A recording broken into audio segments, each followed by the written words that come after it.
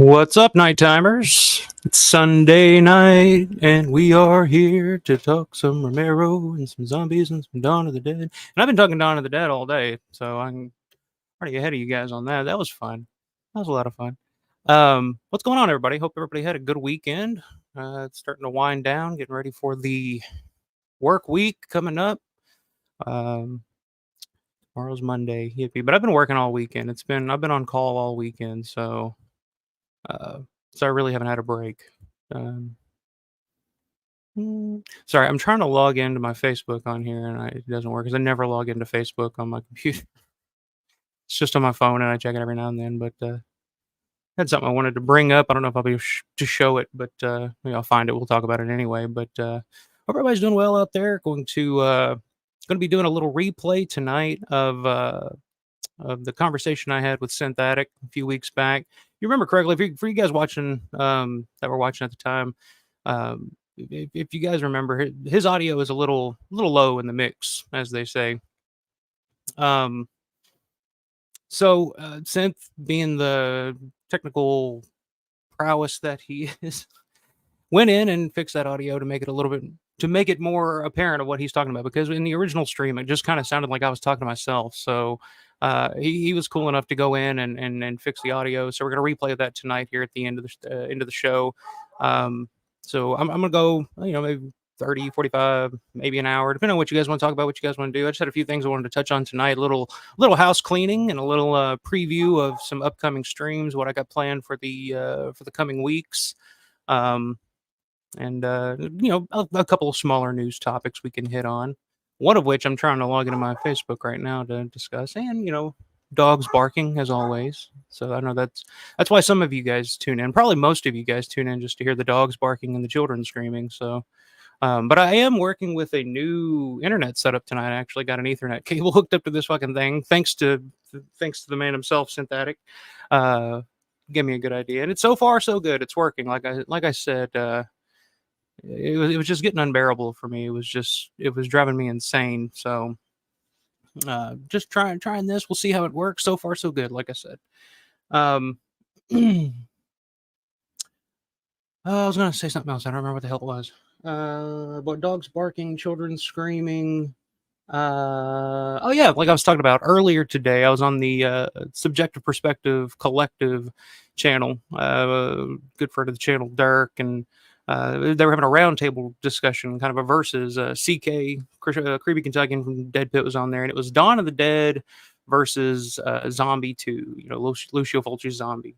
And throughout the first part of it, I was watching along. I was like, okay, yeah, because I know Dirk's not a fan of Dawn of the Dead. I know a couple of those guys weren't big fans of Dawn of the Dead, and they were huge Fulci guys. So I was like, oh yeah, I'll tune in, I'll check it out, I'll listen and see what they're saying. And they just fucking buried Dawn of the Dead for like the first. I don't know if Dirk's in here tonight, if he's watching, but you guys were. I was getting heated, man. I was watching. I was just like, man, this is an injustice. And so yeah, I hopped on there earlier today. We chatted for about an hour and a half. It was a lot of fun. I really enjoyed kind of going back and forth with one of the guys on the panel. Lauren was we were kind of going back and forth a little bit because he was not anti Dawn of the Dead, but he just didn't get it, and he was pointing out, well, there's no character arcs, the characters are really one dimensional, and the story, if it's poorly written and all this stuff. And I'm just like, what? He was even like, oh man, Dawn of the Dead's poorly edited. I was just like, oh man, so I hopped on and I gave it my best, but it was a lot of fun. I'd like to do some more with those guys in the future for sure. But yeah, check it out. It's collective, or Jesus Christ, collective or subjective collective perspective. It's a killer name, but my God, it's a tongue twister. But yeah, check that out on YouTube. And I mean, I didn't really want to get on there and shit on Zombi either, because that's another big favorite of mine. Like I'm a big Fulci guy. I've always liked Fulci's Zombi and City of the Living Dead and House by the Cemetery and New York Ripper. I'm a Fulci fan for sure. But I did have to take a few jabs just to kind of even the odds a little bit. I was just like, the zombie versus shark scene is just a little corny for me. Which, I mean, it is what it is. It has its charm. I mean, it's a good concept. It's a fun concept, fun idea. But yeah, I had to get on there and defend my baby a little bit. But let's check the comments, see who all's in here with me tonight. Man himself, WGON TV, Mr. Lawrence DeVinson's in here. Hey, Deadheads, I'm listening as I do a major organization of my collectibles. Yeah, we'll touch on that here in just a little bit. Which I'm sure doing that is a major undertaking for you. I'm sure you're literally gonna need a museum at some point. I think that's the next step for you, Larry. Corey K, what's up, man? Good to see you. I think that's a new name. I don't know if I've seen you in here before. Welcome. Hope you are having a good weekend, a good Sunday night. Sean, what's up, man? Sean, Scarred God, Sikowski, what's up, all? Good to see you, man. Larry says, if you could only see the things in piles in front of me right now, I'm separating everything by movie. Yeah, I mean, this is a week long, probably a month long journey for Larry. But like I said, we'll touch on that here in just a little bit. Mount Man 412, what's up? Hello from Pittsburgh, the motherland, coming to us live from the motherland. How's it going, man? Good to see you. It's another new name in here tonight. Mayor, what's up, man? Mayor was in the chat during that discussion earlier. Are we going to debate which film is better, Dawn of the Dead or Zombie? No, I did plenty of that earlier. I did all I could do last. Like I said, I'm not anti-zombie or anything. You know, it's just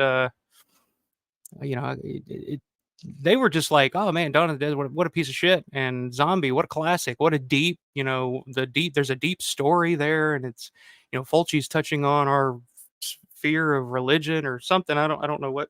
I was like, no, man, it's like Zombie's great, but it's really like Fulci didn't set out to do anything. I don't feel like he set out to do anything really other than make a badass zombie film, which he did. Zombie is a badass zombie film. Alex, what's up, man? Mr. Sonic Owl's back in the house. What's up? Good to see you, man. Synth Addict, I love the sound of that. Obviously, synthesizer. Hey, everyone, it's Sonic Owl of Sonic Impact again. What's up, man? Good to see you in here once again. Alex says, but what does Synth Addict got to do with this Day of the Dead topic, the music of the movie soundtrack or something? No, it's just a, I just use different themes for different shows. So it's not specifically a Day of the Dead specific show or anything. Yeah, Quirky saying blasphemy. Yeah, I mean, God, what can you do? Matt Lander, what's up, man? Good to see you. I'm a Fulci guy. If there's no contest, Don takes a cake a million times over. Yeah, I'm a Fulci guy too. I have a ton of Fulci. I grew up on that stuff, but man, it's like I said, let's just be honest. It wasn't, there was no great character arc or character development. In Fulci's Zombie, they're just kind of there to get torn apart, and I'm here for it. I love it. Mayor said he couldn't grasp it. It was apples and oranges. Yeah, I mean, that's the best way to put it. I mean, they're two completely different films. Yeah, they're both zombie films, quote unquote, but they're just two completely different types of movies that are trying to achieve two completely different things. So, Alex is a big Fulci guy. Okay, this is an issue. I love the Ramon Bravo's performance as the underwater zombie fighting the shark in Zombie 2. Yeah, that's one thing that I pointed out that has always kind of bothered me with that, with where it just the zombie looks like a lion tamer or something. I was like, it's a really cool concept. But it's I feel like the movie wouldn't miss anything if that just got cut out completely. It might, but what the hell, I'm not going to sit here. I'm not going to sit here and argue with whether or not a zombie fighting a shark is a fun idea for a movie, because obviously it is. But what the hell? It wasn't much of a battle when the shark was high as fuck. Yeah, and no teeth either. That shark was gumming it. So I don't know. Matt says check out some of Fulci's deeper cuts. The Psychic is a fantastic throw. That's one I just saw recently. It's probably a couple months ago. And I liked it. The thing that got my attention was Tarantino, I think, said if he was to remake or make a horror film, he wanted to remake the Psychic. Fulci's The Psychic. I was like, really? That's interesting. So I was watching it kind of with those eyes to see, like, would Tarantino pull this off in any way? But no, I enjoyed it. I mean, it's a little slow in parts, but I mean that's kind of the thing with Fulci, and it doesn't bother me at all. I'm all for it. Darren, what's up, man? Good to see you. Thanks for jumping on the stream earlier. Absolutely, man. I had a blast. I don't think I've ever done a stream with you, but yeah, it was a good time, man. I appreciate you stopping in here. Bonnie Bailey, good to see you again. Hello, listening while crocheting. That's what I'm talking about. That's the best. That's the best activity to do while listening to this, watching this, however you're consuming this content, as they call it.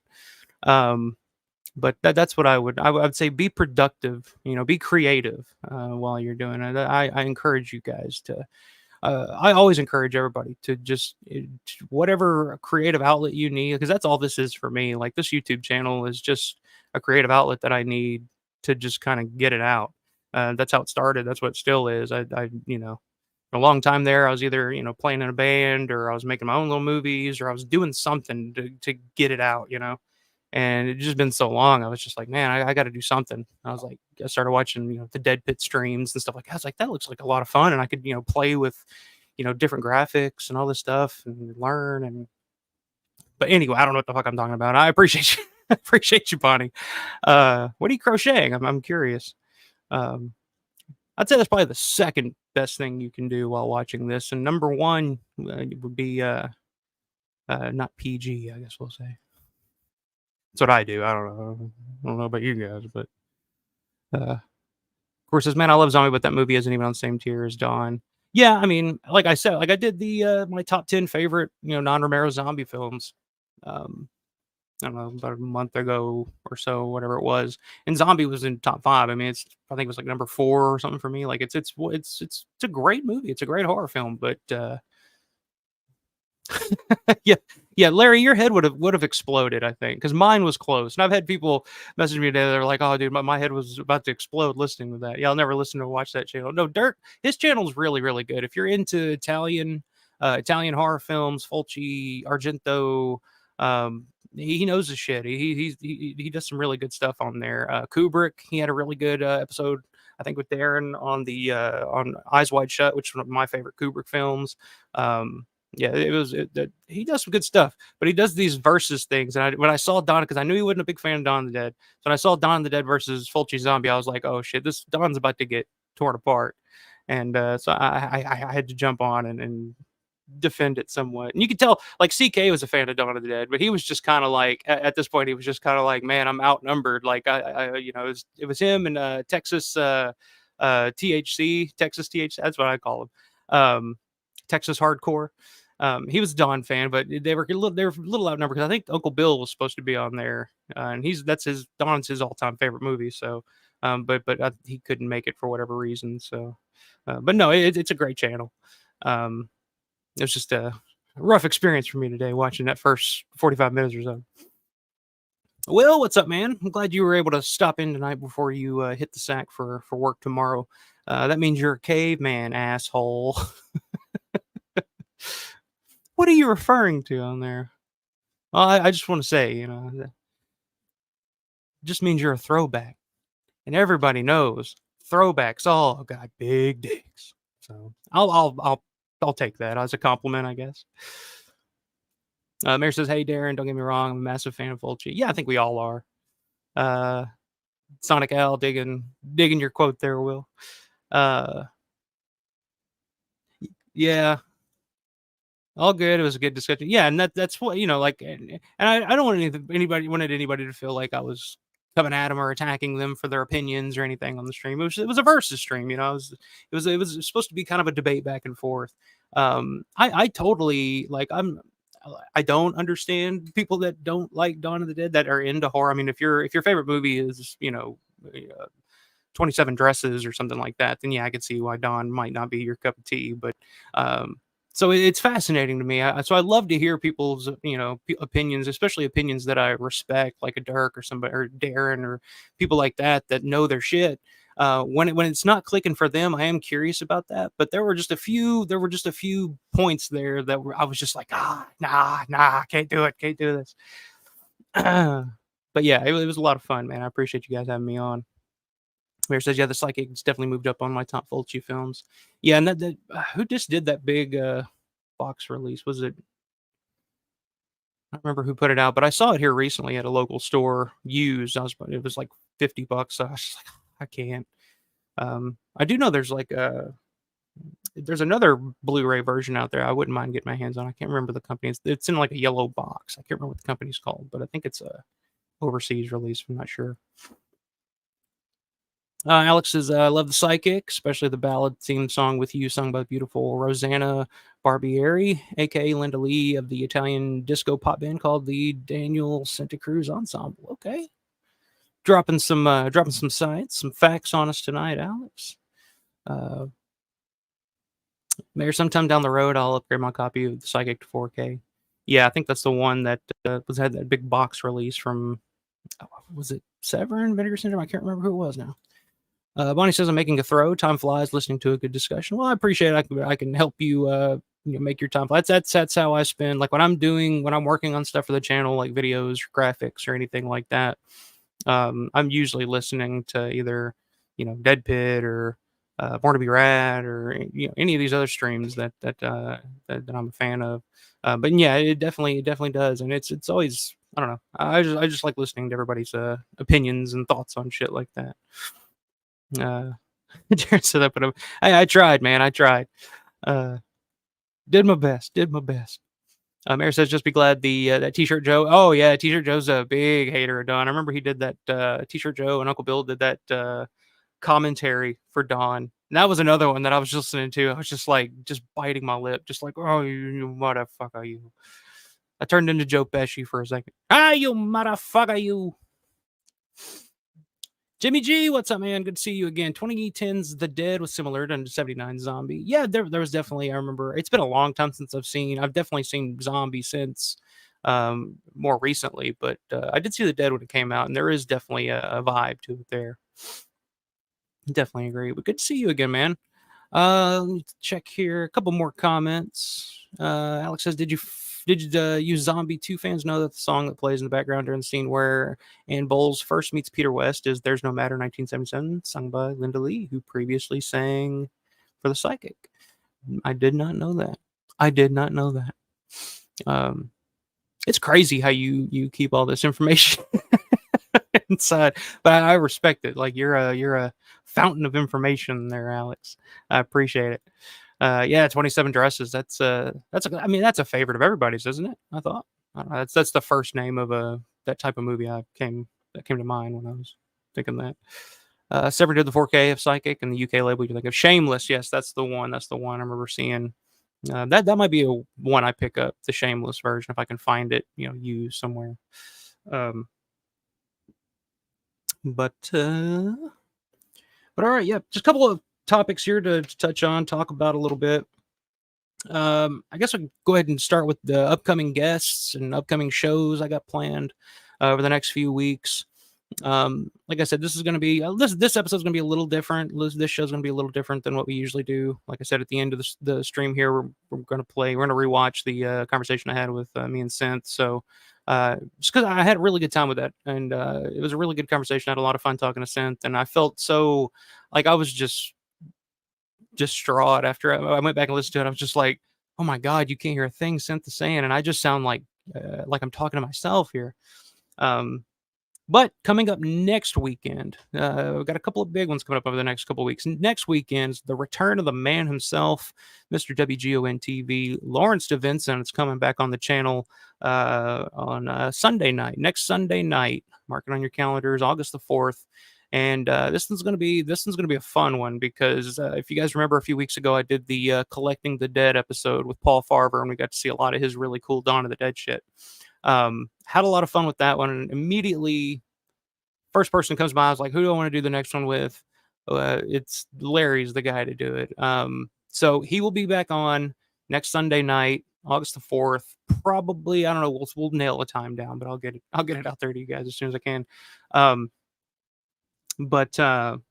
So yeah, he's gonna come on, he's gonna open the vault, so to speak, to his collection just a little bit, just creak it open a little bit. We're going to peek inside and look at some of the stuff because in terms of Romero collectors and just the stuff that this dude has is insane. So we're going to take a look at a little bit of that next week for who knows how long. Our last conversation went over 4 hours. So, and when it comes to collectors and collecting, if Larry's going to be your guest, it could go a while, so we'll see. So I'm really looking forward to that. That's going to be super, super fun. And then the following weekend, August the 10th, I believe we've nailed down. Uncle Bill from Dead Pit Radio is going to come on the stream. We're going to discuss. I just want to discuss all things Romero with him. He's actually interviewed George on an episode they did back in 2014. I want to say 2013, 2012, somewhere early 2010s. Really long. So they've interviewed all kinds of different Romero guests. They had, infamously their interview with Gary Clark that went on for like 3 hours, and they asked him one question, and he just went through. Like, for us Romero fans, like, I've listened to the whole thing all the way through, and they laugh. They're like, "Oh man, we just had to ask one." Like, at one point, I think CK got up and went and made some pancakes for breakfast or something like that, and Gary Clark was just talking. But he kind of just, but Clark goes through his entire like career or life, even just from like it's a great doc for like hardcore Romero fans, hardcore Day of the Dead fans. For a guy that's sadly no longer here with us, I would recommend seeking that out if you can find it. I know it's available on their Patreon, but the interview, I think they cut it. They ended up cutting it down, but I think uncut, it's like I said, like 2.5, 3 hours long. And it's literally the story of his life and his career all the way up to Dan. There's a lot of interesting stuff. And like I said, for huge Romero fans like us to get that for Gary Clark, who's, no longer with us, it's a real treasure for crazy ass people like us. So yeah, really looking forward to finally getting Uncle Bill on the channel. Coming up here in a couple of weeks, and we're also going to discuss. We're actually going to dig into the Bruiser 4K, and we're going to watch it, discuss the movie itself. Because I remember back in the day, I remember when they were first talking about it, when it first, not when it first came out, but when they first started doing their show. Because Dead Pit, if you guys aren't familiar with Dead Pit Radio, they were kind of the originators. They were this beginning of horror podcasts, horror internet radio talk shows. I mean, they started in 2005, I think. So now they're doing YouTube and all that stuff now, and they just recently hit 10,000 subscribers, which is way overdue. I mean, like I said, these guys were the first to do it. They're funny as hell, and Uncle Bill's very knowledgeable, very funny. I'm really looking forward to talking about Bruiser and Romero and all things with him. So that'll be August 10th. And then later this month, I'm not sure what the date will be, but I think it's time. I think it'd be a fun thing to do, kind of a Romero roundtable. Kind of get however many people in here as we can, and just kind of shoot topics and go back and forth, and just talk some George. So if any of you guys are interested in coming on and chopping it up, if you got some topics and that you want to discuss, anything you want to talk about, come on, let me know. I'll send you the link, and we'll get you on. We'll get as many of you guys on as possible. I'd love, of course, have some of the regulars on, but I'd love to have some new faces on the show, kind of bringing a new perspective for different Romero films and whatever you guys want to talk about. So that'll be later in August. Do some type of Romero roundtable. So like I said, if any of you guys are interested in coming on and chopping it up with us, let me know. Everybody's more than welcome. I'll say this. I used to be really like nervous about because I always would watch people doing live streams and discussions and stuff on Dead Pit, like I mentioned. And I would always be just like, oh man, I don't think I could ever do that. Just sitting there in front of a camera talking for long periods of time. And now look at me. Like that's all I do is I sit here and I just talk to myself in this camera, and I just look at myself as I'm talking. Yeah, it just is what it is at this point. It's not a big deal. It's fun. It's come on. And at first it may be a little weird, but after a while you're just chatting. So yeah, definitely let me know. Shoot me a comment down in the comment section. Or in the chat, or shoot me an email. My email is available on the YouTube page. Just let me know you want to come on. I'll definitely I'll shoot you the link. So yeah, it's gonna be a busy August. I'm really looking forward to it. And having Larry on again is really cool, because when I first started doing this channel, one of the things I did, I sat down with a list of people and be like, I would love to talk to these people on my channel. And Larry was right at the top of that list, and as is Uncle Bill and CK. I'd love to get them both on at some point. definitely on the top of my list of guys I wanted to have on and talk and ask questions to and dig into. And last time Larry was on, it was so much fun. It was such a blast outside of my horrible technical difficulties, but hopefully I've remedied those for the time being with this new setup. And like I said, so far so good. So we'll see. So yeah, I will. I'm really looking forward to all that. Like I said, I can't even think of some of the other names on the list. I'm not going to say. I don't want to jinx it, but they were definitely at the top of it. So looking forward to it. Definitely looking forward to it. I really wanted to talk about something that was posted today on Facebook from Night of the Living Dead aficionado and all things Romero badass. What do you want to call him? Jim Serenella posted kind of a teaser from Criterion earlier that I thought was really interesting. If I could log into Facebook, I'll pull it up and we can look at it. But I can't remember what my fucking password is for my Facebook because I never have to log in. It's just always on my phone. So when I try to log in on the computer, it never fucking works. Fuck it. I'll just use my phone. I'll just put the phone up to the camera if there's anything I want you guys to check out. I'm trying to hop back on the comments here in just a second, guys. But yeah, I just wanted to see if I could track us some bitch down. And if anybody in the chat has any idea of what this could be or what this could mean, I really don't know. So anyway, in the official George A. Romero Night of the Living Dead group on Facebook, it was about 4 hours ago, Jim Serenella posted, "Something's coming, watch this space, hashtag Night of the Living Dead, hashtag George A. Romero, hashtag Criterion Collection, hashtag it's I say Janus Films, but it's actually Janus Films, and it just sounds like anus to me, so it just feels weird coming out of my mouth. Janus coming out of my mouth. So Janus Films, hashtag They Won't Stay Dead, and it's got the little Criterion. If you guys can see that logo there. I don't know what that could be. If anybody in the chat, Larry, Alex, Matt, anybody knows what that could be, what that could mean, any ideas of what that could be, because we've already gotten the Night of the Living Dead Blu-ray release 2018 and here a couple of years ago now we got the Night of the Living Dead 4K. So I don't know what else it could be. Maybe a box set, but no, they've already done a box set for the Blu-ray. So I don't know what Criterion would be doing with Night of the Living Dead. I don't know if they're would it be possibly a theatrical run that of the new restoration, perhaps? That would be as good of a guess as any. But yeah, outside of that, I don't really know what else Criterion would have to do with Night of the Living Dead. I'm certainly interested. I'm certainly interested in what it could be. But yeah, let me know what you guys are saying in the comments. What do you guys think that is? Criterion's got something else planned for Night of the Living Dead. It's interesting. Larry, yes sir. I'm gathering my Martin stuff together, getting ready. Yeah, I think he asked me what specifically I wanted to look at, and I was like, fans of the channel are probably going to want your Dawn of the Dead stuff, your Day of the Dead, but man, the Romero troll in me, I like, and just because there's not a lot of it out there, like you look on eBay for Martin stuff and it's very, very scarce.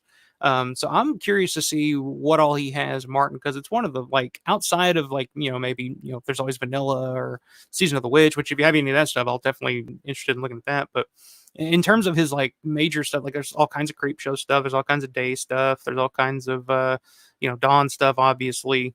But Martin, really, there's not a whole lot out there. And I have some weird Martin stuff too. I'll pull out and show.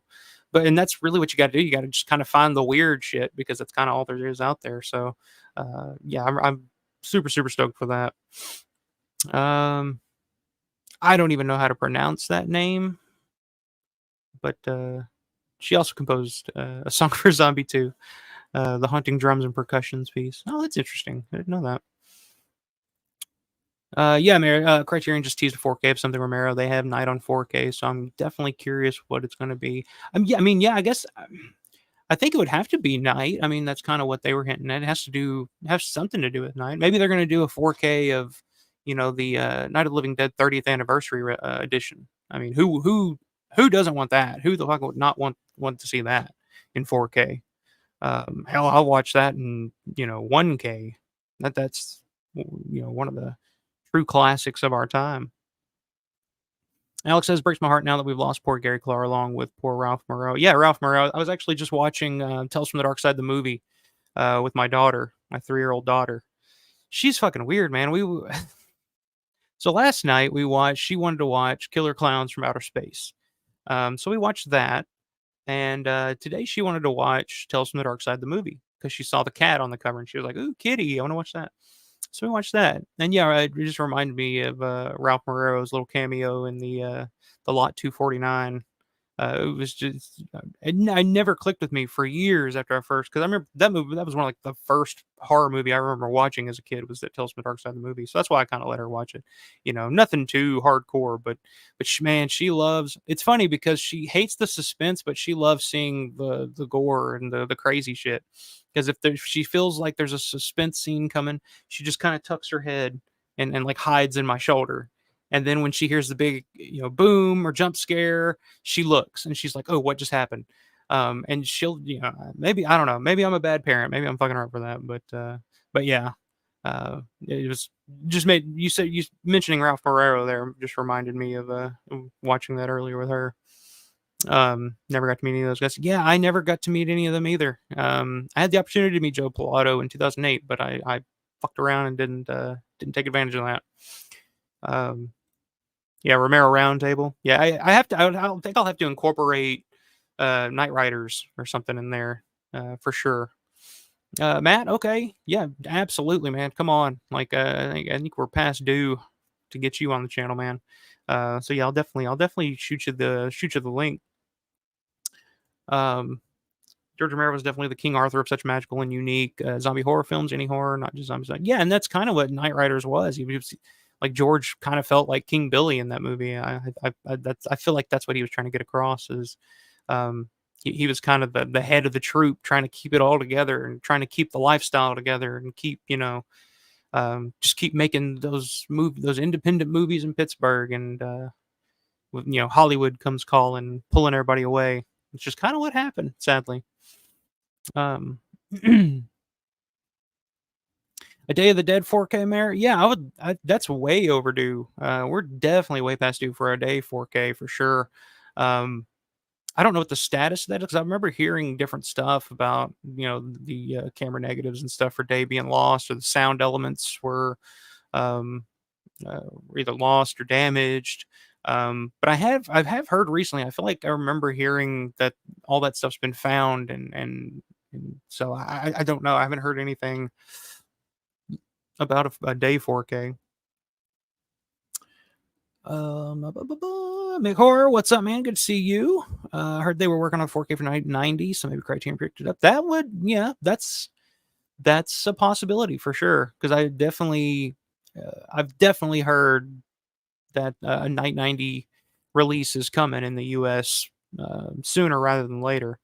That would be an interesting one for Criterion, though. I don't know if Criterion would be the company for a Night 90 release. I feel like Night 90 to me feels like a Scream Factory or something. Like Criterion's a little more, yeah, they'll do stuff like Night of Living Dead and stuff like that, but I don't know if Night 90 would really fit into what they usually do. But you never put it out. Whoever's gonna put that thing out, I'm excited for it. I'm looking forward to it, because I know that there's a lot of stuff that could be added in terms of like features and stuff. So Criterion, I'm a big Criterion fan. Their shit's a little expensive, but if you can find it used, usually can't go wrong. Matt says Criterion put up the Blu-ray in 4K, so no idea. Yeah, like I'm with you. I'm in whatever it is.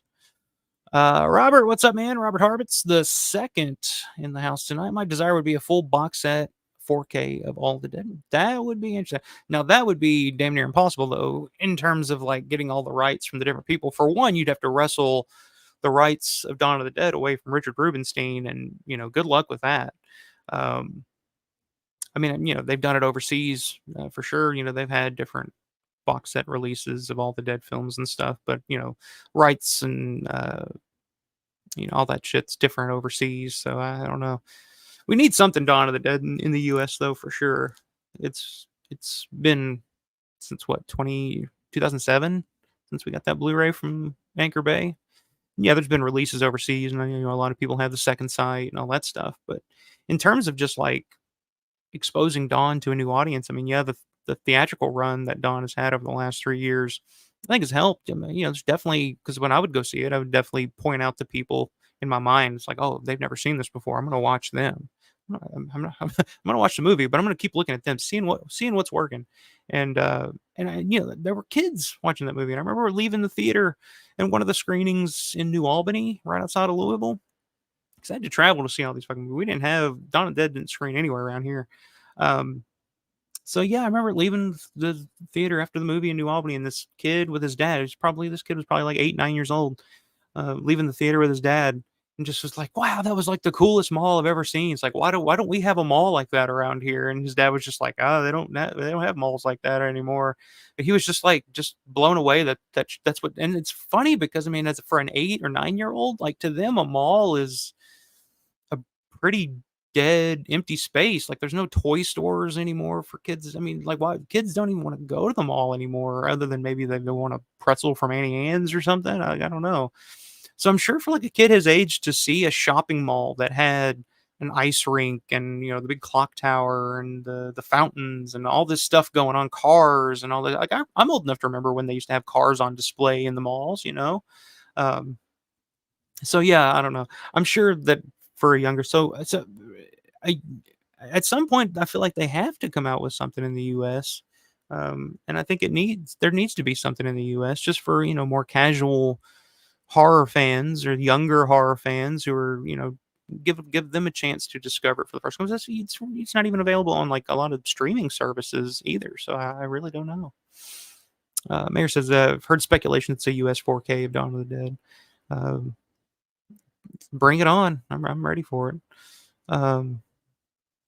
See Alex looking for any Zombie 3, Zombie 4, Zombie 5 fans. I'm actually, like I said, I'm a fan of Zombie 3. I actually kind of like Zombie 3. It's really, it's bad. It's not a great movie or anything for sure, but there's a charm to it. I dig it. Mary says you sound like a great dad. It's important to raise a horror fan. Yeah, I don't know, man. She's latched onto this. She's obsessed with Gremlins right now. Like that's all she watches. Gremlins 1, Gremlins 2, and she's just obsessed with that. So when she comes up here to my room, like, well, I'm like, okay, go pick a movie. And if she pulls, Cannibal Holocaust down or something, I'll be like, nah, we're not gonna watch that. Like she's been really wanting to watch the funniest one she's been wanting to watch. I'm trying to tell her like, you're not gonna like this. This isn't what you think it is. Like you're not gonna want to watch this. Is the Man of a Thousand Faces, the Lon Chaney story, which I bought because it's Tom Savini's biggest influence. It's a good film. It's a good, but for her, like it's not going to keep her attention. She just sees the cover and it's got all the monsters and stuff on it. And she sees the cover and she's just immediately like, "That's I want to watch this. I want to watch this." I'm like, "No, honey, like that's not. You're not going to like this." You're like, and maybe one day she'll talk me into it, and who knows? Maybe she'll just be like, "Wow," and her life changes, and then she goes on to become a special effects guru like Savini one day. I don't know. Um, but yeah, she'll go up here. She'll just pick something out like Evil Dead 2. And it's funny because we'll be watching it. Like we watched Child's Play the other day, and I'm like, you really don't want to watch a movie about dolls that come to life and kill people. Like you're going to be really suspicious of your bedroom after this. She's like, no, I want to watch it. I want to watch. That's what she says. She's like, I want to watch. So we'll watch it, and as we're watching it, I'll ask her, like, is this too scary? And she's like, yeah. I'm like, do you want me to turn it off? No. And then when it's over, she just looks at me, she says, let's do it again. I'm like, all right, maybe some other time. Let's let this one settle for a little bit. But no, she's a trip. Her mom's always talking about, oh, you're gonna be weird just like your dad. God, you're gonna be so weird just like your dad. I'm like, that's goddamn right she is. Nathan Caldwell, what's up, man? Good to see you. I thought a day 4K on YouTube. Yeah, there is something like that. I don't know if I've seen it yet, but there is like a 4K up-res or whatever on YouTube available for sure. And there's I've seen different ones for different movies that people have done, like a not really a 4K transfer, I guess, but just an up-res, I guess would be what you'd be calling it. But like an actual restoration from the negative and all that stuff. Like I think that's what that's the next step in terms of a physical media release for sure. Bonnie says, I love that you watch scary movies with your daughter. I did the same with my own daughter. Yeah, I mean, I don't know, man. She's, you can tell it like scares her and freaks her out a little bit, but she likes it. She loves being up here and looking at all my weird shit. So I don't know. I'm raising a weird one. What can I say? Robert says, I have to go to work now. I'll watch you later. See you. I appreciate you stopping in, man. Have a good night at work tonight. Don't work too hard, as they say. And I hope it goes by fast for you, my man. Appreciate you stopping in. Alexander, are you any fans familiar with the Italian metal hard rock singer, songwriter Maurizio Sarantola, who sang the main theme song for Zombie 4 After Death, Living After Death? No, I'm not. I can't say I'm too familiar with him, my man. Let's see. I think I'm about caught up here. Mayor says, I remember after Jurassic Park, my local mall had animatronic dinosaurs. Yeah, man. Malls were. I feel like they're. I mean, there's this comedian Tim Dillon does a podcast. He did a rant on malls. He's like, we're literally at a point where we have to convince people to go to a shopping mall. We're axe throwing and stuff like that. Like that's what these mall storefronts are filling up with. They're like axe throwing and escape rooms and shit like that now. And it's like nobody wants to shop anymore. And I will admit, like shopping is just it's a pain in the ass anymore to go shopping. Like I try to go shopping every now and then. It's just like, I don't know. No, it's just not in my gene to. I'm not a big shopper as it is, I guess. Damn right, Mayor. Weirdos of the world unite. Absolutely. Absolutely. Anything else I wanted to touch on here? I did want to mention Weekend of the Dead. For all you guys over in the UK, I know I got some UK viewers. Let's see if I can find the dates on that real quick. Yeah, I'm behind. Hang on. But yeah, Weekend of the Dead is a it's I guess you can call it a Romero themed sorry, I'm trying to look this up real quick so I can get you guys the dates. But it's like a Romero themed convention, kind of like Living Dead Weekend is over here. And I believe, if I'm not mistaken, shit, where the hell is it? My brain is fried. But I remember, I think I saw on Instagram or something that this may be the last year that they're doing it, which would be unfortunate. Here we go, Weekend of the Dead 2024. But yeah, if you're over in the UK, this is definitely something you should check out. Like I said, I don't know if it's true or not. This is the last time they're doing it, but they do some really cool shit. They've been doing this for a number of years now. Where's the damn date? It's in November, I know for sure. Here we go, November 2nd and 3rd, 2024. They got some pretty cool guests. Richard France is going to be there. That's pretty damn cool. Scott Reiniger is going to be there. Molly McCloskey is going to be there. Melissa Dunlap. John Russo is going to be there. Jeannie Jeffries. Bill Lasco is going to be there. Randy Kovitz is going to be there. So they're going to have quite a few.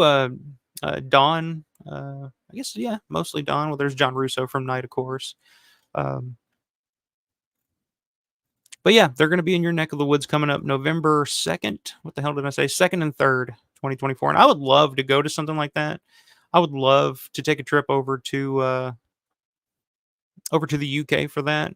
I don't think that I could. I don't have a passport or anything. I've never left the country, so that would be completed. But that would be a reason for me to leave the country and go visit the UK to go to something like that. But yeah, November 2nd and 3rd, 2024. Check it out. What's the website here? weekendofthedead.uk. So yeah, I just thought I'd mention that because I've noticed that I've had quite a few of you guys in the chat from over in the UK. Guys commenting over in the UK here quite a bit. So if you guys weren't aware of that, check it out. Like I said, weekendofthedead.uk. You can get your tickets and guest lists and all that information over there. So definitely take this opportunity to check it out, especially if this is going to be the last one that they're doing. for sure. So yeah, I guess the only other thing I got to do here before we get to the main portion of the show, the replay conversation that I had with Synth a few weeks back. For those of you that missed that, or pretty much everybody missed it because I couldn't hear what the fuck was going on. So yeah, I'd highly recommend checking it because it's a really good conversation. But I did pick up. I did fall in. Severin was actually having a sale a few weeks back. I couldn't help myself. I had to pick up some. Usually, I don't go crazy when it comes to these boutique labels doing sales. Sales. God, that Kentucky accent sure came out there for a second, didn't it? Doing them sales. That damn Severin's doing one of them sales again. And usually it's like, okay, everything's, marked down, but it's still $25-$30, unless it's like Kino Lorber. When they do sales, they do it upright. So this is the first time I remember seeing Severin really doing a really, really killer sell. I mean, if we're talking $8 for some of these, $10, $12 for some of these, and it's some titles that I did not have. Some of these I have not seen before, and I've been wanting to see them forever. And that's kind of always been my big gripe with some of these boutique labels, is they release a lot of movies that I haven't seen that I would love to see, but my God, I can't justify spending that much money just to have it in 4K and watch it for the first time and then realize I don't like it. Now I know the obvious thing is we'll just sell it and make money, but I'm terrible with eBay. I hate selling things on eBay. And if I just took it down to a pawn shop or the fucking Mega Replay down here, they would give me nothing for it. So, but finally I got a chance to pick up some of these. Now they did just release the Argento Opera box set. And what was the other one called? Door to Darkness or something like that. The Argento TV series from the early 70s. Wanted to pick up those, but I think I'll just wait because I feel like I can probably get them cheaper somewhere down the road. But those are ones that I would, if they go on sale and they're still $25-$30, that's one that I would get. And I think the Door into Darkness, whatever the hell it's called, that one would probably go down to maybe 20 or 15, something like that. Anyway. But I did end up picking some of them up. First thing I got here, I don't even know what one of these is, but I mainly got it for Axe there. So it's a double feature of Axe and Kidnapped Coed, which I don't know if any of you guys have seen either one of those, but I've never seen Axe. That's the main reason I picked this up. I've never seen Axe. The alternate title for Axe is the California Axe Massacre. And that is one movie that I remember when I was a kid going to the movie store, the rental store, and seeing on the shelf, and it always weirded me out. It always freaked me. It was always one of those movies that I saw, and I was just like, I don't think I want to watch that. That just seems like it might be just too hardcore for me. And obviously, it sounded like a Texas Chainsaw Massacre ripoff. But I've never forgotten that VHS cover of California Axe Massacre. The title was just like, what could this be? So finally I'm gonna give it a watch after 25 years or whatever it was since I first saw it on VHS at the movie gallery in Olive Branch, Mississippi. Gonna give it a shot. I don't know what the hell Kidnapped Coed is. It kind of sounds like, I'm sure it is what it sounds like it is. So I don't even know if I'll watch that. Maybe at some point I'll give it a shot. Unless anybody in the chat is a big Kidnapped Coed fan and they want to sway me the other way. But yeah, finally going to give Axe a watch. I think this was like $8 or something like that. Another one that I have not seen before, but I've been wanting to see and finally getting the chance to, is Dr. Butcher MD, which is one I hear people talk about a lot. I've never seen it. So took the opportunity again. This is another one that was like $8. It's got Ian McCulloch in it from Fulci's Zombi, as we were talking about earlier. Directed by Marino Girolami. I like these Italian names are kick-ass. Peter O'Neill, this guy's in this. Donald O'Brien. A lot of Irish influence. But yeah, definitely excited to check this out. Anybody have thoughts on Dr. Butcher MD? Is it worth a viewing? This is one that I've never seen either. but I've been wanting to see it since I first saw. I can't remember what DVD it was, but it had the trailer for this included. I remember watching it and thinking like, man, that looks pretty hardcore, and I wouldn't mind watching it, but I've never seen it. It's Umberto Lenzi's 1980 film, Eaten Alive, cannibal film. And I'm not like a big cannibal film or anything guy.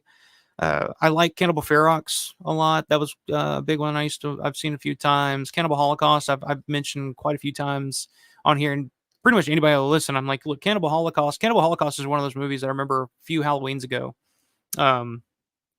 When I was the general manager of a Papa John's, and I had a bunch of college kids working with me. You know, it's Halloween, and they're like, "Oh, what's the Michael would know? He likes scary movies. What would be a fucked up scary movie for us to watch for Halloween?"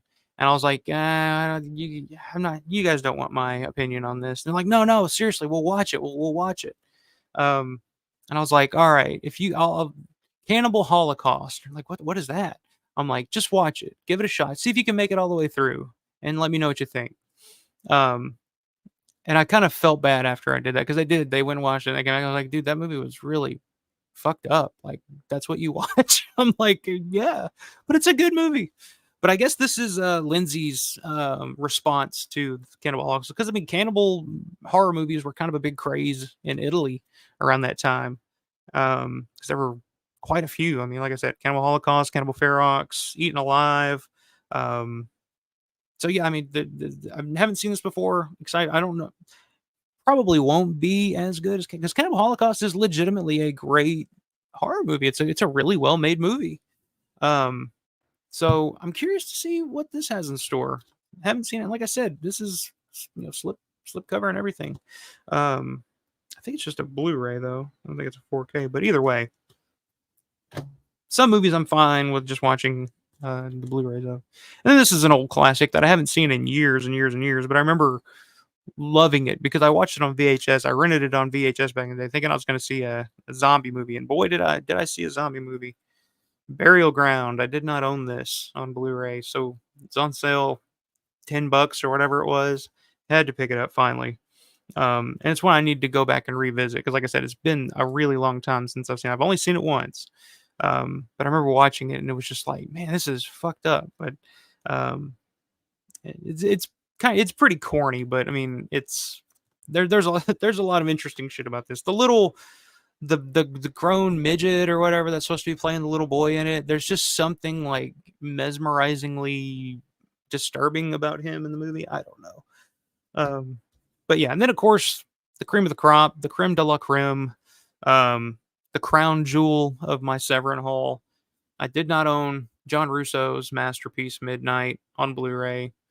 I do now, slipcover and all. It's got the the alternate title on there, The Backwoods Massacre. And then on the other side, it's got Midnight. But I did not own this, and I think this one was like $8 or something crazy too. I think they were just selling the slip covers for like $3 or something like that. And I was like, what? So had to pick up the John Russo classic Midnight, starring John Amplas and Lawrence Tierney. I always, and the artwork here on the back, I've always loved that artwork. There's it's like an alternate one sheet artwork for Midnight. Like I said, it's not a great movie by any means. Like it's not a masterpiece, but for John Russo, it's pretty damn good. I don't mean that as a backhanded compliment to John Russo or anything, but it's kind of his Plan 9 from outer space, I guess, is what I would say. Let me try to catch up here.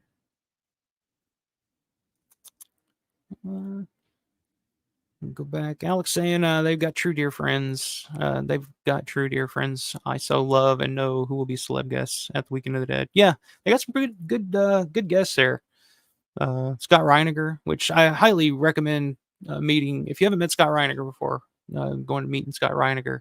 I'm going to be planning on going to Atlanta in October for the Days of the Dead there, because they're going to have Scott Reiniger and Galen Ross, and just make a little trip to Atlanta out of it. Bonnie, it's a good kind of weird to be. Yeah, I mean that's how I feel about it. But some people, they're just like, yay. Alex saying, of course. Mayor says, I'm still waiting for my Severin sale order to ship. Yeah, I just got mine in Friday, I think. Thursday or Friday. It's not bad. Yeah, I don't know anything about Axe or California Axe Massacre, what do you want to call it? I don't know who's in it. I don't think anybody of note is in this that I really would know. Leslie Lee, Jack Cannon, Ray Green, Frederick Friedel. It's directed by Frederick Friedel. It's from 1975. It's only 67 minutes long. Oh shit! I might just watch that later tonight and get it over with, just to say I did. This is Alex says, I love Dr. Butcher MD, aka Zombie Holocaust. That's right. It's the I own a copy of it. Love the music and the plot of the movie. Didn't any of you fans know if the music and the soundtrack was previously used in Emmanuel and the Last Cannibals movie soundtrack? We did not know that, Alex. Thank you. I don't think I've seen Emmanuel and the Last Cannibals. Matt saying Dr. Butcher MD is Zombie Holocaust. Not the greatest zombie film. Pretty decent gore and definitely worth a watch, if not just to say that you did. Yeah, I mean, that's what I do with a lot of these movies. But you never know, because like I said, I have weird fucking taste in movies, and I love shit like, Nightmare City and Hell of the Living Dead even. So if it's if there's a charm to it that I can pick out, if there's something that's going to grab me, it'll grab me. But Mayor says I ordered the Burial Ground Blu-ray too. Yeah, that was one I definitely had to grab just because like I said, it's been so long since I've seen it. It's kind of hard to track down until that Severin sale. But it's a fun one. It's a good time for all involved. Women, children, grab them all. Gather around, kids. We're watching Burial Ground. Alex says, love Burial Ground and Midnight. Absolutely. Larry says, Midnight has never looked better. That's as good as it will ever get. Okay, I don't think I've seen the Severin. Like I said, I've seen it on DVD, and what did I watch it on? I guess it was the DVD, or maybe it was Tubi. I don't remember where I first watched it. Actually, I think it was on YouTube. It's actually on YouTube. Is where I first watched it, and then I got the DVD, and then I was like, because I was looking at this Blu-ray at Living Dead weekend, because I think Severin was there. Yeah, I think it was Severin that was there, and it was still pretty pricey, so I'm glad I waited for the sale. Yeah.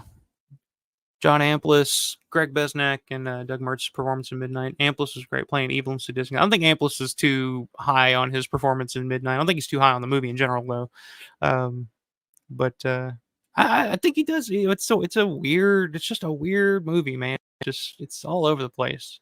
But I dig it, Matt, you'll be coming down to my neck of the woods. I'll see you there in October. Awesome. Yeah, I figured you were going to be there, so I was going to coordinate with you about possibly hanging out. I think me and Will are going to make a trip up or a trip down, which way we can go to check out Atlanta. I've only been to Atlanta one time. Believe it or not, I've only been to Atlanta once. I didn't see it was just for like a night. So yeah, definitely looking forward to that. Yeah, Greg Besnak was the biker gang leader in Night Riders, the one who's like, "Whoa!" when Rocky's when they're jousting, and she's like, "Basics. Don't forget your basics."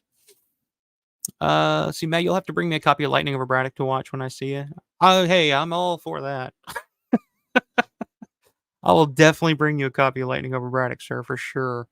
That's kind of my go-to. That's like the first thing I made Will watch when we were hanging out. I was like, "Oh, you got to watch Lightning Over Braddock," and he was like, "Wow, this is pretty awesome." I was like, "Hey, isn't it? It's just I think you'll dig it. It's really out there."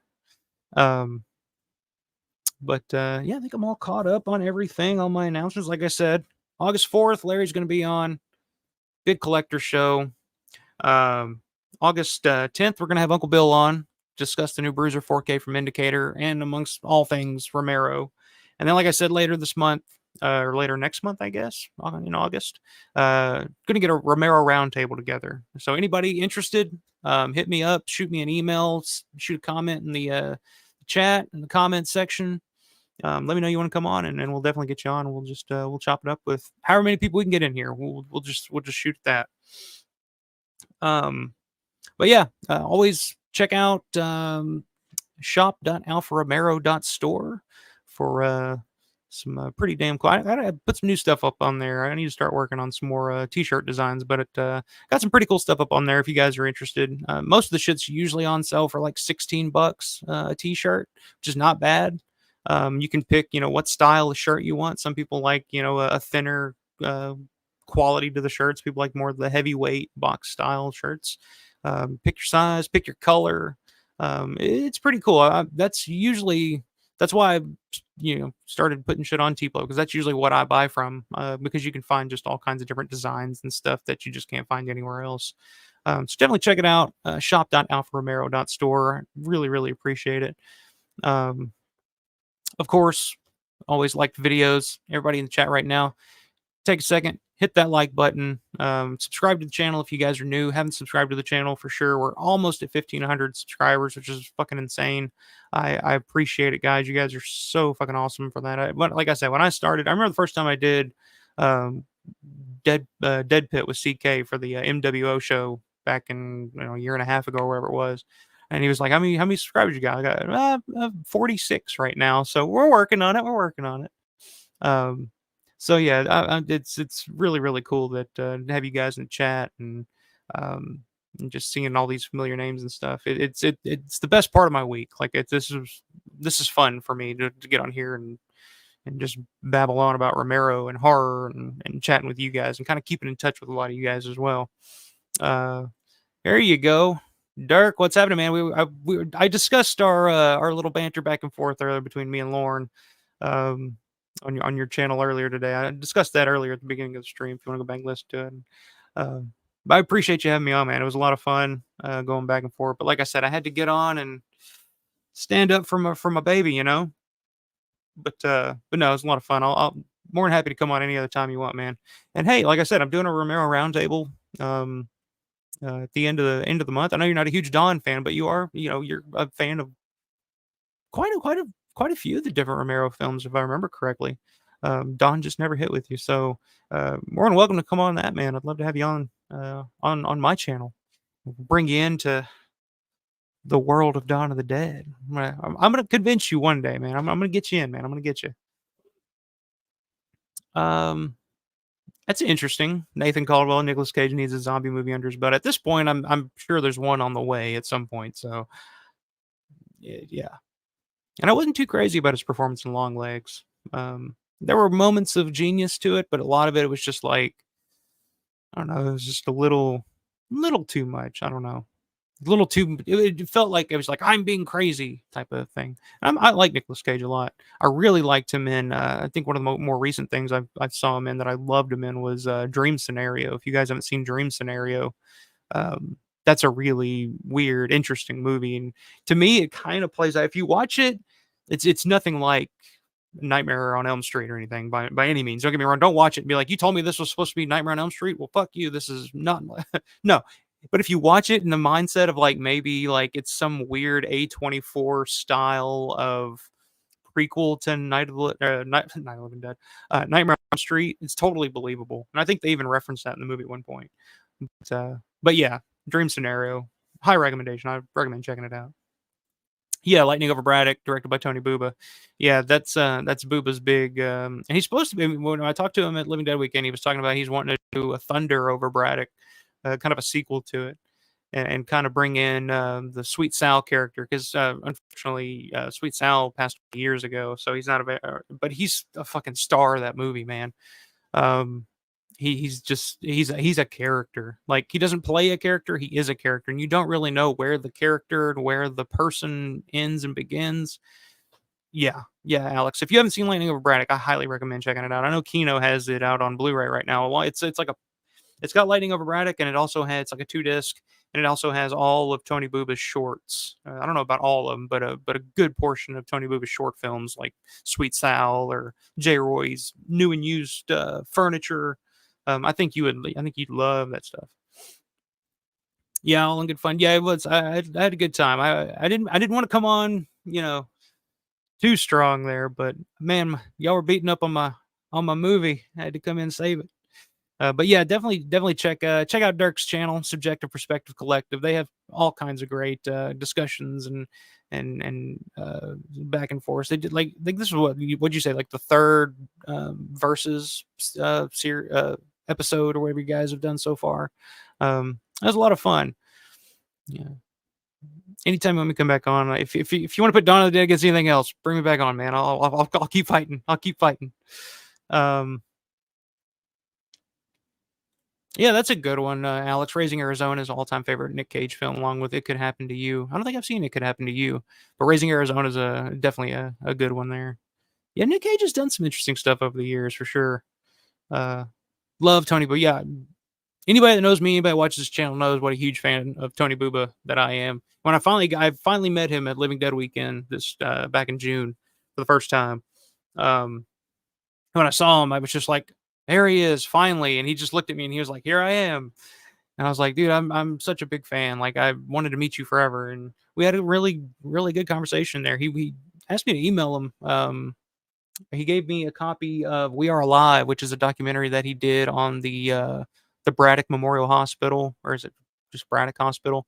That he did with Tom Dubinsky from a few years back. And I've watched it. It's actually it's a really interesting documentary, and I you can just see Tony's style in all of his work. He has a sense of humor about even like dark, like serious topics that Tony covers. You can still see his sense of humor, and that's my favorite aspect of his work, is that you can see his sense of humor being injected into it, no matter what it is. Mandy, I have not seen Mandy. That's one that I've heard a lot of good things about, that everybody says I should see, but I have not gotten around to seeing that one yet. I hope to work on films with Tony Bubba someday. Yeah, I mean that'd be great. I mean, he's still working. Like that's the thing about Tony, is he's what, 80 now, something like that. He's still working. He's still got a list of like, here are the projects and shit that I'm working on now. I'm still working. And he looks great. You wouldn't think he's, slowing down a bit, because he's not. Always got something going on. I'm a huge admirer of Tony Bubba for sure. But yeah, so okay, guys, I appreciate everybody stopping in. I'm about to transition over to, we're going to try this out. I don't know if YouTube's going to allow this or not. We'll see. This may be my last stream ever before I'm banned. We're going to try this. So this is a replay of a conversation that I had with good friend of the channel, Synth Addict, a few weeks back. Audio is a little sketchy, and I felt really bad about it afterwards. So luckily, he was cool enough to go back in and do the tedious work of fixing the audio so we can represent this to you guys for the first time, because it was a really good conversation, really interesting guy, showing off a little of his musical abilities and what he does on his channel, and dude's encyclopedia of knowledge about all kinds of different shit. So I was very happy that I was able to get this taken care of and hopefully back up for you guys to check out. But here it is, conversation between me and Mr. Synth Addict from a few weeks back here on the channel. Appreciate it, guys. And I got to figure out this way. Check out his YouTube channel. It's Synth Addict. He's got a couple of different YouTube channels with different topics. The guy's a very knowledgeable guy, very talented guy, huge Romero fan, very knowledgeable Romero fan. You probably recognize him from the chats here. But I was really excited to get him on. Met him back at Living Dead Weekend for the first time, and we ended up chatting a whole lot that weekend. So definitely wanted to get him on here and have him spread his knowledge and his influence upon y'all. Check his YouTube channel out, Synth Addict. What's going on, man? Howdy. Great to be here. I'm glad that you were able to come on. I was supposed to do this last night, and I had to postpone it to tonight, so I appreciate your flexibility. Yeah, no worries. With my IT background, I'm used to things failing all the time. In fact, I was just telling you before this started, I had a third camera set up, which kind of works now, but it's one of those days I'm sweating like a pig because it's hot in here. My AC's not working. Some of my cameras aren't working. It's just one of those days. And you're out on the West Coast too, California. Bay Area, South Bay, Sunnyvale, Mountain View area. What's the weather like there now? Because it's miserably hot here in Indiana. It always will be very hot here eventually, but right now it's only about 80. That's not bad. It was actually pretty nice today here too, like the one day that it's been nice, but other than that, it's been fucking hell on earth. But this place is a combination of bad insulation and my mobile AC unit that I use because there's no built-in AC here. Oh, really? It's not happy today, so I'm kind of in a sweat box. So, well, I hope you make it. I hope you can extra moist power through here. Yeah, so. That's our goal here on the channel, is to get, when I bring a guest Moist, on, yeah. get them good and moist, you know. I passed. Let's see. A couple folks in the chat already. Hersil saying, would love to stay in chat, but unfortunately, Alpha, you know the deal. Graveyard shift. You need to get a new fucking job, man. You need to get you a 9 to 5-er so you can hang out with us when we do these streams. Andy, awesome shots and videos of your LDW adventure. Yeah, you did you were like documentarian work on that. You got Larry's full tour on that stuff. I mean, you got a lot of the panels. Well, that's my thing. I mean, since I was a kid, and we'll get into that later, I guess. But I worked at a video store and stuff, and I just always into video and I got into filmmaking and stuff. And so I've always had some kind of a video camera since high school. And so I'm used to just recording every stupid thing in the family on trips and all that kind of stuff. And I've morphed that into travel log type stuff on, even though my channel is mostly music. I'm not going to make so many channels. That's too complicated. Right. So I just say, if you want to see tours, great. Sometimes they're music related, like NAMM show in LA. Sometimes there's some other music or synth event or whatever, but sometimes they're not. And so I just threw the Event Dead Weekend stuff up there and just had a blast. YouTube is my VCR basically. So I love that. That's a great motto. YouTube is my VCR. Yes, I use VCR because I'm old school. So yeah. Hey, I mean, I think I get a feeling like VHS is starting to make somewhat of a comeback. Like I'm seeing a lot more people interested in. I'm seeing a lot more of them for sale at conventions. There were tons at Living Dead Weekend and people getting them signed and everything. So yeah, a lot of. Been seeing a lot lately. I know Will is a VHS guy. We saw his VHS collection the other day, and he's got a shitload. Which kind of, it sucks for what you look at what they go for now. And there was that period there I just got rid of most of my VHS tapes for like nothing. I was just like, I put them in a garbage bag and just handed them off to the Goodwill. And now I look back, I'm like, fuck, that thing's going for crazy fucking money right now. Well, back in the mid '80s when I worked at the video store, it was $100 at least for a movie. You couldn't get it any cheaper. Yeah, it was crazy. That's insane. And we're talking about $100 in the mid '80s. Yeah, so that was when $100 was $100. Can I get a copy of Spider Baby? I'm like, you sure you want to pay $100 for Spider Baby? He's a diehard fan. Let's see, where were we? So yeah, good for you to stop by, Hearst. I appreciate it. I hope you have a productive and enjoyable time tonight in your graveyard shift, sir. Stugas Dive, what's up, man? Howdy, friends. Mr. Matt Landrum, of course, in the house. What's up, man? Good to see you as always. And that music, by the way, I know this has been kind of a running theme throughout the week. The opening countdown music or whatnot. Matt's been able to nail it every single week. But the piece of music I used today was actually Synth Addict over here. It's one of mine. I thought it was pretty fucking cool, so doing in there. But good to see you, man. Slightly different version on my Bandcamp. I can talk about that later if you want. But if people want to actually download it and stuff, it's on Bandcamp. Absolutely. Sean, what's up, man? Sean Skowski, Scarred God. What is your avatar there? Is that can't quite tell. Merciful Fate. Okay, right on. But good to see you, sir. Cressy777, what's up? I promise you, one of these days I'm going to watch the video dead, and I'm going to do a review of it here just for you. I just got to fucking track it down and find time to actually watch it. Comment on that, not to throw any shade on it or whatever, but I'm not to spoil anything, but I was not a fan of it. I know it's an old-timey classic, kind of super low budget movie.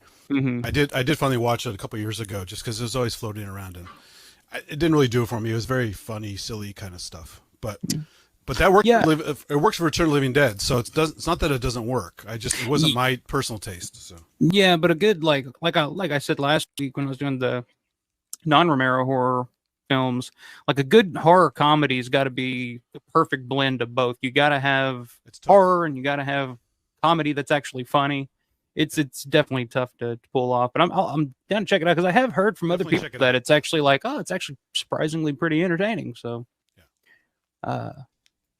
let's see. Sean says people are getting VHS tapes graded and encapsulated. Yeah, I've been seeing that a lot lately too, and just some of the numbers that like people are buying that for. Like, there's like the sealed Texas Chainsaw, I think, is going for outrageous money right now, like in the original ones, like tons. Matt says I didn't recognize it, but good shit. There you go. Now you know. Now you know. I just did that this week just to stump you this week, Matt, because I was 0 for 2. So I'm glad I could contribute to that. So. Let's see. Okay, early question, was Franco Harris on the set of Dawn of the Dead, 1978? Yes, he was. I think I saw pictures of that, right? I think pictures of them. Yeah, there's I've seen a few pictures of it. There's one in particular of him and Richard Rubenstein, just kind of hanging out. It looks like in catering or something, maybe. But I think I put that on my Instagram actually a couple of years ago because I was just like, what a cool, like, two people that you would never, put in the same photo ever, Richard Rubenstein and Franco Harris, and here they are. If you look at the mural in that one hallway in Monroeville Mall, it has Rogers and it has Franco Harris and it has a zombie at the very end. Yeah. So they're on the same mural. Well, there you go. I mean, yeah, they're both, it's all Pittsburgh icons. Franco Harris, Mr. Rogers, and an airport zombie. Mr. Paul Musser. All right. As I did with Larry on his first appearance here on the channel, we're going to play a game of 10 questions. And whatever pops in your head, you can go into as much detail as you want or elaborate as much or as little as you want. Just some simple questions to kind of introduce you to folks. Okay. Number 1, favorite Romero film? As the years go by, that does get a little bit harder because you start to get into stuff more. Like when I went to see Day of the Dead with a friend, and we had only discovered Dawn of the Dead in the early 80s, just around video rental time in high school. And so I didn't get to see the theaters and all kinds of stuff. And it was instantly a fan. Like basically one of my favorite movies of all time for sure. Went to see Day of the Dead and was like, I mean, the gore is great, but it's very talky. I mean, I'm a high school kid, right? So although I watched some talky movies that were good, I just didn't expect that in my horror so much. So I eventually, over time, Day of the Dead is going way up in my list. It's still not my favorite, but it's getting up there. I would say basically the top 2 for now. I do like Martin a lot, but consistently I'd say Dawn of the Dead and then Creepshow. Okay. But Day is creeping up there because it's... I hear that a lot, yeah. You hear that more and more. Yeah, it really does. The score is cool. This zombie masterpiece from Tom Savini. And it also launched so many careers. The optic nerve guys, the KMB. My brain's fried. Sorry. Yeah. It's so hot in here. I'm just like melting. And a bunch of other guys that just came out, all that stuff. It's crazy. I mean, yeah, I had the same experience with Day of the Dead. The first time I saw it, I was just like, yeah, it's gore is good, but like you said, I was like you, like kind of early teenager at the time, and was expecting Dawn of the Dead Part 2. I think most people were. Okay, Dawn's like the movie I've seen the most ever. I think probably at least 300 times. Oh yeah, I mean that at least. One time I tried to go back and calculate. Each year, guesstimating, how many times would I have watched it this year? Because there were certain years that I just literally watched it on repeat, in my mid-teen years, when I first was just becoming fucking obsessed with it. Then there were those, lull years in my early 20s when I was out, when I was too busy out, poonhounding and drinking and, doing the wild shit. And then, it picks back up. So I tried to calculate how many times, and it was in the hundreds. But after a while, I was just like, fucking. I had a VHS tape that I made a copy of because I couldn't afford to buy it back then. Because again, they were $100 for a movie, and I basically wore the tape out. Oh yeah, I had it on multiple tapes, recorded from different. I rented once the U.S. cut. I rented it and just dubbed it on a different tape using 2 VCRs. And the very first copy that I actually owned and watched over and over again was the director's cut that they showed on IFC in the early 2000s. Okay, yeah. I recorded it off Those that. cuts, when I was, it took forever Mm-hmm. to show. Even the Argento cut took forever to show up anywhere. I never saw it till Yeah, it was years before I saw it. black box set. When I got the box set. Yeah, the Ultimate Edition from Anchor Bay. Yeah. Yeah, that's the first time I saw it. And it was like watching it for the first time all over again. It was just like all these new scenes and shit. And you're just like, what? And he took a lot of the humor out. He took a lot of the drama out. I'm like, he just wanted to make it an action movie. Pretty much, yeah. Just wall-to-wall goblin, And I was actually having this conversation with helicopter zombie. What the hell is that? Yeah. I thought that was really interesting. I thought that would be something but maybe, I don't know, maybe Dario or somebody just thought the effect didn't work because, the top of the head's a little flat or something. I don't know, maybe, but. Well, no, the only time it doesn't work is when he's falling down. You see the tubes coming out of his jeans. Yeah. Yeah, we were talking about this the other night. Have you gotten to that point where you couldn't watch Dawn without just picking apart little things? Like you couldn't watch it as a movie. You were just like watching it to like pick out shit in the corner and find, admit, I think continuity errors. Second or third viewing, probably my third, because I used to have my dad fortunately splurged for a VCR with frame advance and slow-mo. So I could literally analyze the shit out of movies. Whether I wanted to or not, just like, hey, what's that? What did I just see there? And I found that blue trampoline in Dawn of the Dead probably in my third viewing. Yeah, that was like the one. Yeah, that was like the one major flub that like I remember seeing all over the internet when the internet was first thing back in the day. It was like Dawn of the Dead, grew ups, and here's the trampoline, and then once you see it, you can't not see it. That's the thing. Also, where he spits on the windshield, gets his face splatted. Mm-hmm. He's down here. The truck windshield is up here. So logistically, that doesn't work, right? He's not that tall. He's not 10 feet tall. And the other thing too, you can see him spitting the blood in the window in slow mo. You can see him go. So I think I've done that fun. too. Yeah, it's fun to watch that. So. Yeah, I think it took me until DVD came out so I could actually go frame by frame, but because all right, let's go to the next question here. So that's one question we took 5 minutes on. That's cool. It's a Kevin Smith. No, we're cool. That's No, I'm all for it. Number 2, least favorite Romero film. So if you don't count the really, because like Amusement Park was interesting.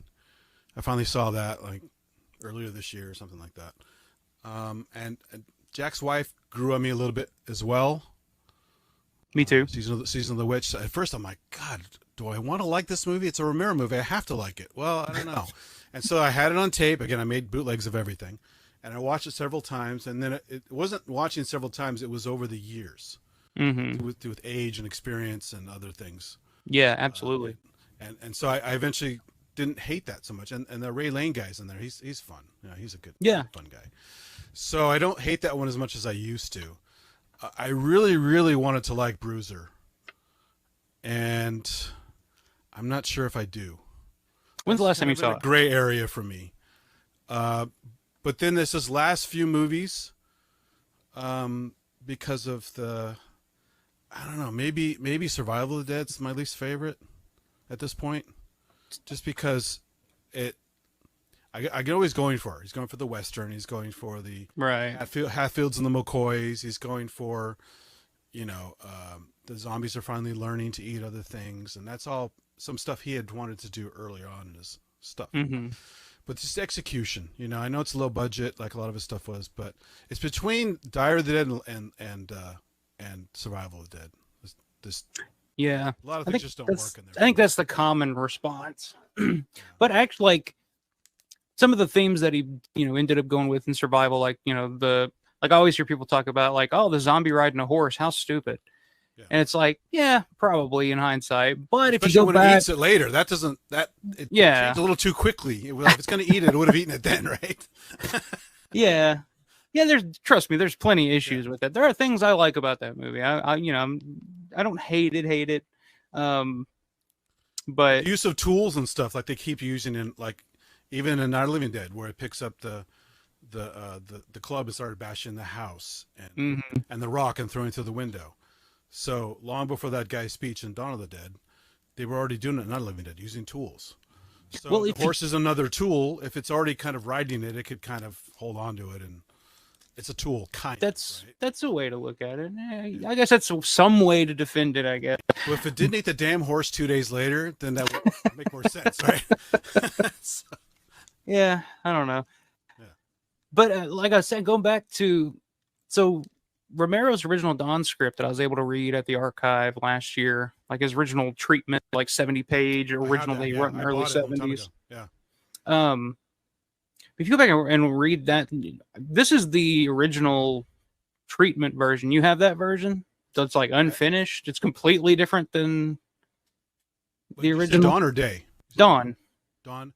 Actually, I have a version of Dawn. It's not quite the shooting script, but it's very close. But there are some other weird things in there.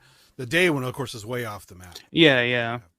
But the original treatment, he actually has zombies driving cars, and like there's a leader zombie, and there's zombies working jobs in the mall, like the butchers, and it's like this really, it feels more like the Omega Man more so than what Dawn of the Dead would become. It's more like White Zombie where they're slaves. Yeah, pretty much. But there's the leader is like a one-eyed guy who's also a zombie, but he's like advanced, So honestly, Romero had kind of been playing with that's kind of where he wanted to take the zombies to begin with, but he just ended up doing it over the next 3 decades as opposed to just one movie. So yeah, I know. As a biologist first, because my degree's in biology actually before I got into IT and all the tech stuff.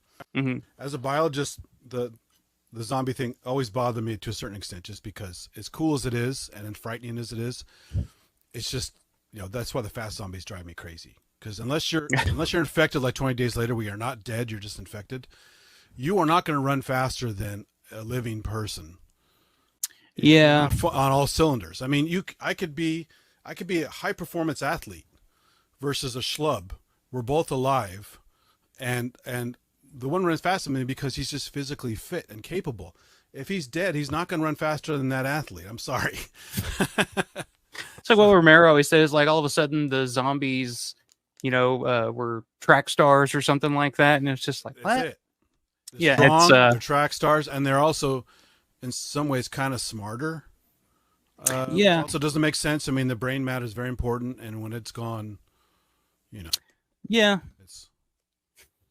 Well, see, folks, you can nitpick all to death, but that's why we're having them on. See, we got a scientific proof that fast zombies are bullshit right there. I always thought so. I mean, it's fun in some cases. Like Return of the Living Dead fast zombies are hilarious.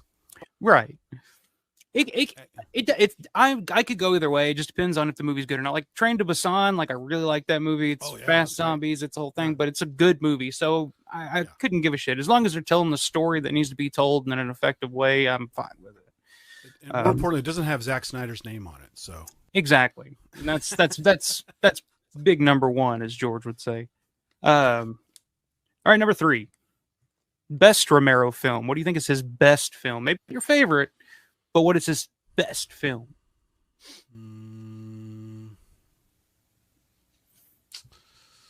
I think the most Night Riders has a lot of heart in it, and a lot of proper acting, emotions. It's kind of his thing against the Hollywood system. Mm-hmm. So there's some subterfuge in there, some subversion. So it is a very well-made movie, and I do like it a lot. But probably as being well-made, probably Creepshow. Okay.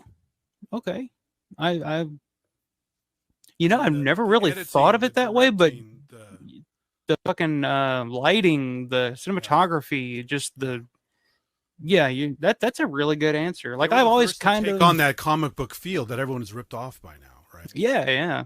Okay, good answer. Good answer. Let's see, number 4, favorite Romero performance. Favorite performance in a Romero film.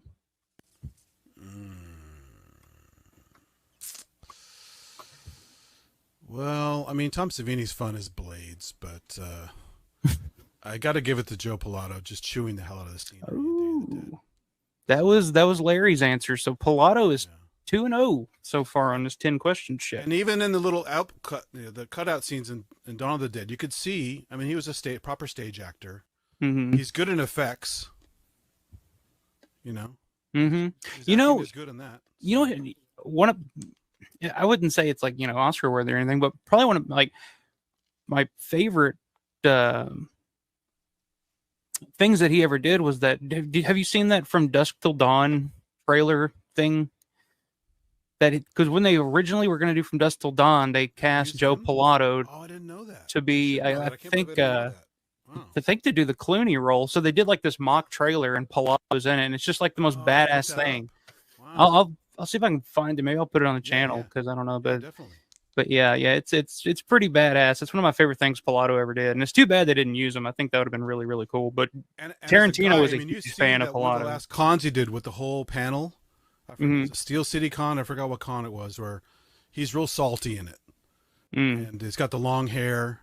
Yeah, and he's like a funny regular guy too. Oh yeah. So it'd just be cool to hang out with that guy. Yeah, I had one opportunity to meet him back in 2008. He was at that Texas Frightmare weekend in Dallas. And I was going around meeting everybody. I mean, everybody was there. George and everybody from Night of the Living Dead, everybody from Dawn of the Dead. It was like a big reunion. But Pilato was kind of intimidating to go up to, so I never did. I was just like, because my first experience with Savini was that year, and I was already just kind of like, man, some of these people might be assholes, because Savini kind of broke my little teenage heart there. It was nice to me when I talked to him briefly at LDW, but I understand the stories. I've seen the videos of people getting stuff signed, and he's just like, yeah. It's hit or miss. Like I said, I ran into him in the lobby of the Doubletree one year at LDW, and he was as nice as you could be, just the coolest guy. But as soon as you go up to his table and ask him for an autograph, it's just like you don't know what the hell you're gonna get. In between bites of food, he's like, okay, I'll sign your thing. Yeah. You compliment him on something, he's just like, yeah, cool, thanks. And you're just like, but I don't know. And I've seen that consistently on people's videos that they posted. So no one's talking out of school. This is kind of consistent for him. So poor Robert Dobbins found that out this year. He was heartbroken. That's one of his heroes. All right, where were we? Were we at number 5? Most underrated Romero film, in your opinion? Most underrated film. I'd probably say Night Riders. It doesn't get. I saw it in the theater actually. I don't know how, because I wasn't a George Romero fan, but we saw it on I think it was a double bill with Cabo Blanco. You know, God, my brain is fried today. The Death Wish guy. Charles Bronson? Yeah, Cabo Blanco, Charles Bronson. We saw Night Riders on a double bill with that. That's interesting. I don't know. I've never heard of anybody that was like, oh yeah, we went to see Night Riders in the theater, because I don't think anybody went to see it. That's pretty cool. My dad took us to, he was pretty eclectic with a lot of stuff he took us to. Like I was telling you at one point, I saw The Shining in the drive-in. I saw The Omen in the theater when I was a kid. You know, I was like a little kid and subjected to all this stuff, which is probably why I like horror so much. But Night Riders is a random. It's like, I don't know who it was at the time. I didn't know George Romero at the time. Right. You know? And it wasn't a horror film, so you wouldn't think that it was George. But I liked the movie. I don't remember much about it, but I remember seeing it. And I thought it was cool, because we had never gone to a Renaissance fair. I went years later as an older person. But I thought it was cool. And I now I really dig it with the soundtrack and the drama, and it's a great score. I'm a fan of Patricia Tallman, and she's topless in it. So I mean, yeah, I mean you can't beat. And plus the thing is about like Night Riders, it feels like just a big Romero reunion, because everybody from like that first run of Romero's career, from Night to Dawn. Yeah, everybody in there. I mean, Reiniger, Foray. I mean, everybody had a role. Friggin' Harold Wayne Jones from the Crazies was in it. Like, it was just all these people that you'd seen. It was just like, that was kind of one of the last times that you'd see all those guys together. I mean, that was, like you said, Pilato was in that for a small role. I saw Creepshow in the theater as well when it first came out. And that was cool. My brother was going with his friends. He's a couple years older than I am. And I was like, hey, can I go? And I don't know George Romero then either. I just like, it's a horror movie. I want to see it. And I knew the show Cheers, Ted Danson. I can't remember if he was in it just before that or just after that. I think just after. Just after that, yes. Yeah. That's kind of a blur back then, but I know I definitely saw it when it was first run. Hmm. So I ended up seeing a lot of Romero stuff in the theater and didn't know it. It was Romero, right? And you would have been how old around this time? Early 80s? So that was, I think I was a freshman in high school when Creepshow came out. Oh. Maybe a sophomore, something like that. Yeah. Cool. Crazy.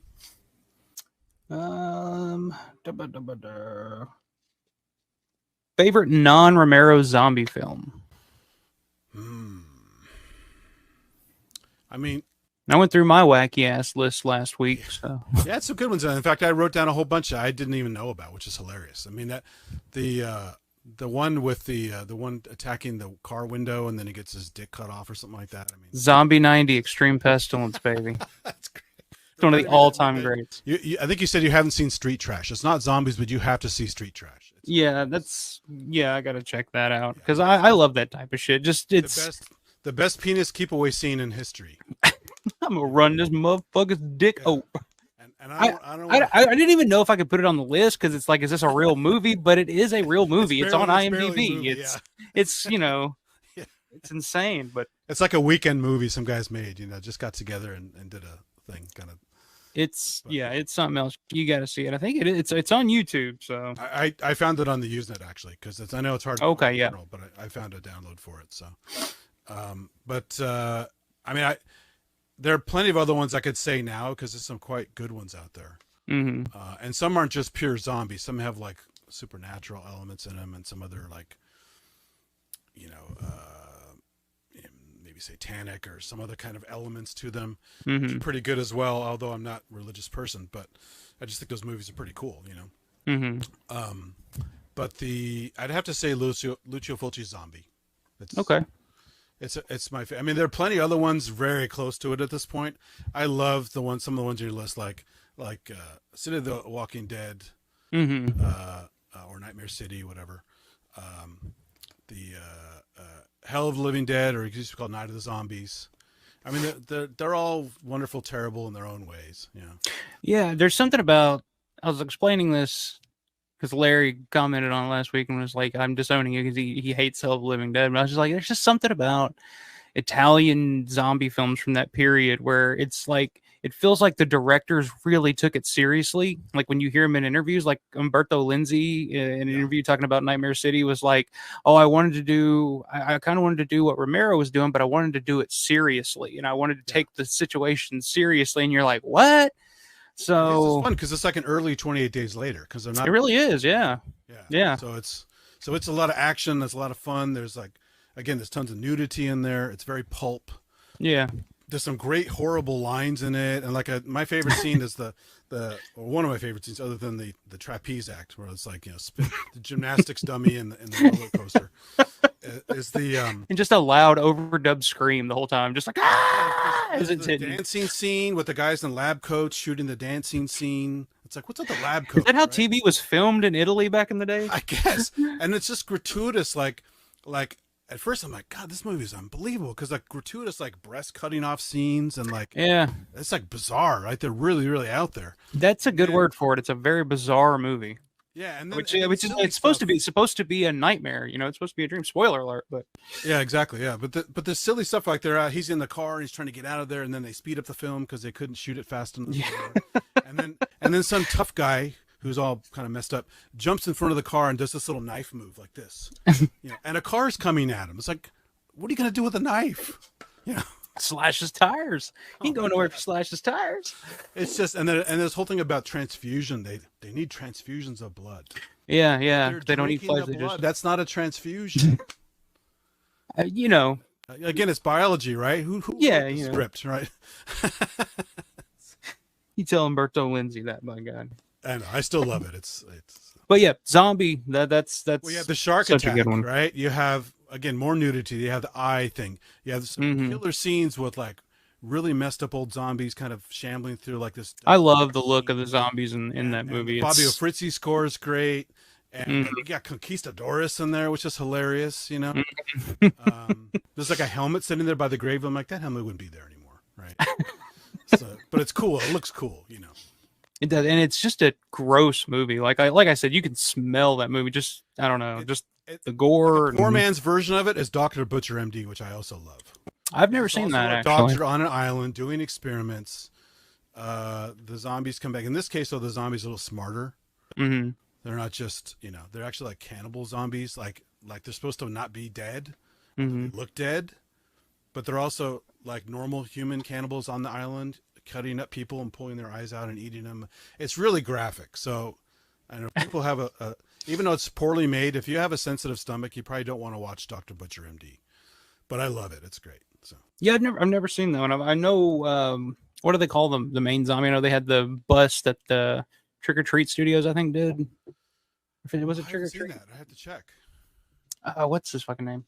But the title's great. Dr. Butcher MD, Medical Deviant. I mean, come on. That's you had to rent it for that only. Just yeah, great title. All right, we're halfway through here. Favorite score / soundtrack? Romero score soundtrack. I mean, I do love the Dawn of the Dead score. As I was telling you earlier, I'm trying to make a cover of Dawn of the Living Dead track, the opening track. But I don't know. I mean, the Harrison score is good in the Day of the Dead. That grew on me over time, except for like the Sputzi Sparacino stuff and all that. that is really. It's very strange. It's very out of place. Yeah. It's very 80s, but very cheesy 80s. So, holding you. Exactly, yeah. And I actually got that soundtrack through Fangoria before the movie came out. So I hadn't even heard it, and I bought the album, right? On vinyl? Yeah, I have the original vinyl, yeah. So it was weird. So I had heard the score before I went to see the movie. But I bet that was very confusing. It was interesting to see how they kind of threw it in there. But you're like, is there a zombie love scene in this, or what's going on? But I think I still have to give it to Creepshow because the variety of music. There is a lot of library music in there, but the John Harrison music as well. It's just very well done for each skit. Yeah, it fits perfectly. Yeah. No, that's a good one. I mean, I don't feel like you can go wrong with either one of John Harrison's scores for Creepshow or Day of the Dead. I mean, even the Creepshow 2 soundtrack has grown on me over just the main theme that and I think that works really well. But when I hear the Dawn score, I think of Dawn of the Dead, which is again such an amazing movie. But yeah, just score for score, and because the way the Dawn score, as you talked about before on the show, it's only a piece of the Goblin score in the theatrical cut. Mm-hmm. You hear like basically 5 tracks the whole time. Yeah, and, about roughly. Yeah, about 5 or 6. You get the 20th anniversary edition. There's a whole bunch of extras they threw in there of like variations and remixes and stuff. And oh, really? We can get to it later. I actually did an analysis, and I figured out how he built the opening stinger in the that opening theatrical. There's like the 4 tracks, and they're on the 20th anniversary edition, as well as the one that was called Cosmogony #2. Yeah. That's the bed, and then a bunch of this shit was thrown on top of that from the 20th anniversary edition, before it was the 20th anniversary edition. Right. It was like I know what you're talking about. Yeah, that 20th anniversary. Yeah, I got that. Yeah. So I love all that stuff a lot, but overall score, just a blind hearing, because not everyone's into prog rock and stuff, Right. I would say Creepshow. It's such an like not American sounding score for a movie that I think it was probably part of the charm of the movie when people first saw it, because I still kind of got that vibe seeing it in theaters. And like I said, when I go to the theater to see Dawn of the Dead, which they've been playing it here recently, I still haven't seen it. I got to see it some damn theater one of these days. They've done it 3 years in a row now. I'm wondering if they're going to do it a 4th year for some reason. I mean, there's a whole backstory about how that's getting distributed and how that's working out with the guy in charge of it is Leif Jonker, I think is his name. How you pronounce his name? And I would be curious to know what his relationship with Rubenstein is and how he's, how he got involved in all this. So, but anyway, it's all Regal Cinemas. My closest Regal is like 30 miles away, so it's definitely worth a drive. But I never heard it was here. I'd have to be searching for it, you know. Yeah, I mean, because at the theaters, I mean, there weren't posters up or anything. At the ones that I went to here locally, I mean, you just have to know about it, or you fucking wouldn't know, unless you were following them on the theater on Facebook or something. And sadly, the Facebook group for Limited Weekend, I only found out about, I don't know, maybe November last year or something like that. So, I'm living under a rock, So, well, all those fan pages on Facebook are most of them are run by Larry, so they're Larry's shit. So no, it's great stuff. Okay, favorite scores, group show. Okay, Team Ben or Team Harry? Who was right? Well, ultimately, Harry was right, but not because he was right, because it just worked out that way. I think you do fight your way with the chance to run if shit hits the fan, literally, right? You do want an escape route. Because they didn't know how good that door was. I mean, it looked pretty damn sturdy. And it ended up working out in the end. The house got set on fire somehow. What if one of those zombies went by the truck on fire and actually went by the house? I didn't see that. But if it had happened to wander over to the house and caught the house on fire, and they're surrounded by flaming zombies and no way to get out, that's pretty stupid, right? So, you do want a chance to get out. There's no perfect plan. And upstairs, you can defend because you have the high ground, you have a staircase. Right. So they can never overpower you upstairs when you create a barricade, and you can keep pushing them over the edge. And you can always jump out of the top floor and get out that way if you have to. It's true. So I like Ben's idea a lot. That was a lot of damn work to nail that place together. And it made a lot of noise, which probably attracted more zombies. So, but at the same time, because he was upstairs, he found the TV. He found a bunch of other stuff they needed, and So I don't know. Obviously the problem with downstairs, though, if the militia hadn't come through and cleared out, there's no food down there. You would have been down there for days starving. Right? No water, no food. You can't live more than like 3-4 days without water. Period. Unless you have an extreme, your kidneys are amazing or something. But it's just, you are going to piss out all of your water and you are going to dehydrate. You are going to die. You think maybe the right move would have just been do what she did in the remake? That's the right move. Yeah, I guess. Because there weren't that many of them, to be honest. Yeah, at first. There never were that many. Even the original night, there weren't that many around the place. And because they're Romero zombies, as long as you keep your wits about you and you don't trip and do something stupid and twist your ankle or fall down a ravine or something like that. But do you think that kind of, so let's say the characters did kind of figure that out, that they could just walk right by them, that's something that always kind of bothered me about the remake was that, even if that is the right thing to do, and now we're just nerding out about this shit, but that even though that is kind of the right thing to do, would that be realistic that somebody in that situation, they're all pretty much out of their minds, Barbara was catatonic, and Harry was losing his mind, worried about his daughter, and they couldn't just walk by the zombie with the injured daughter. That was a big part of the reason why they kind of limited their options. Ben was kind of cool-headed. He's pretty much the most cool-headed one.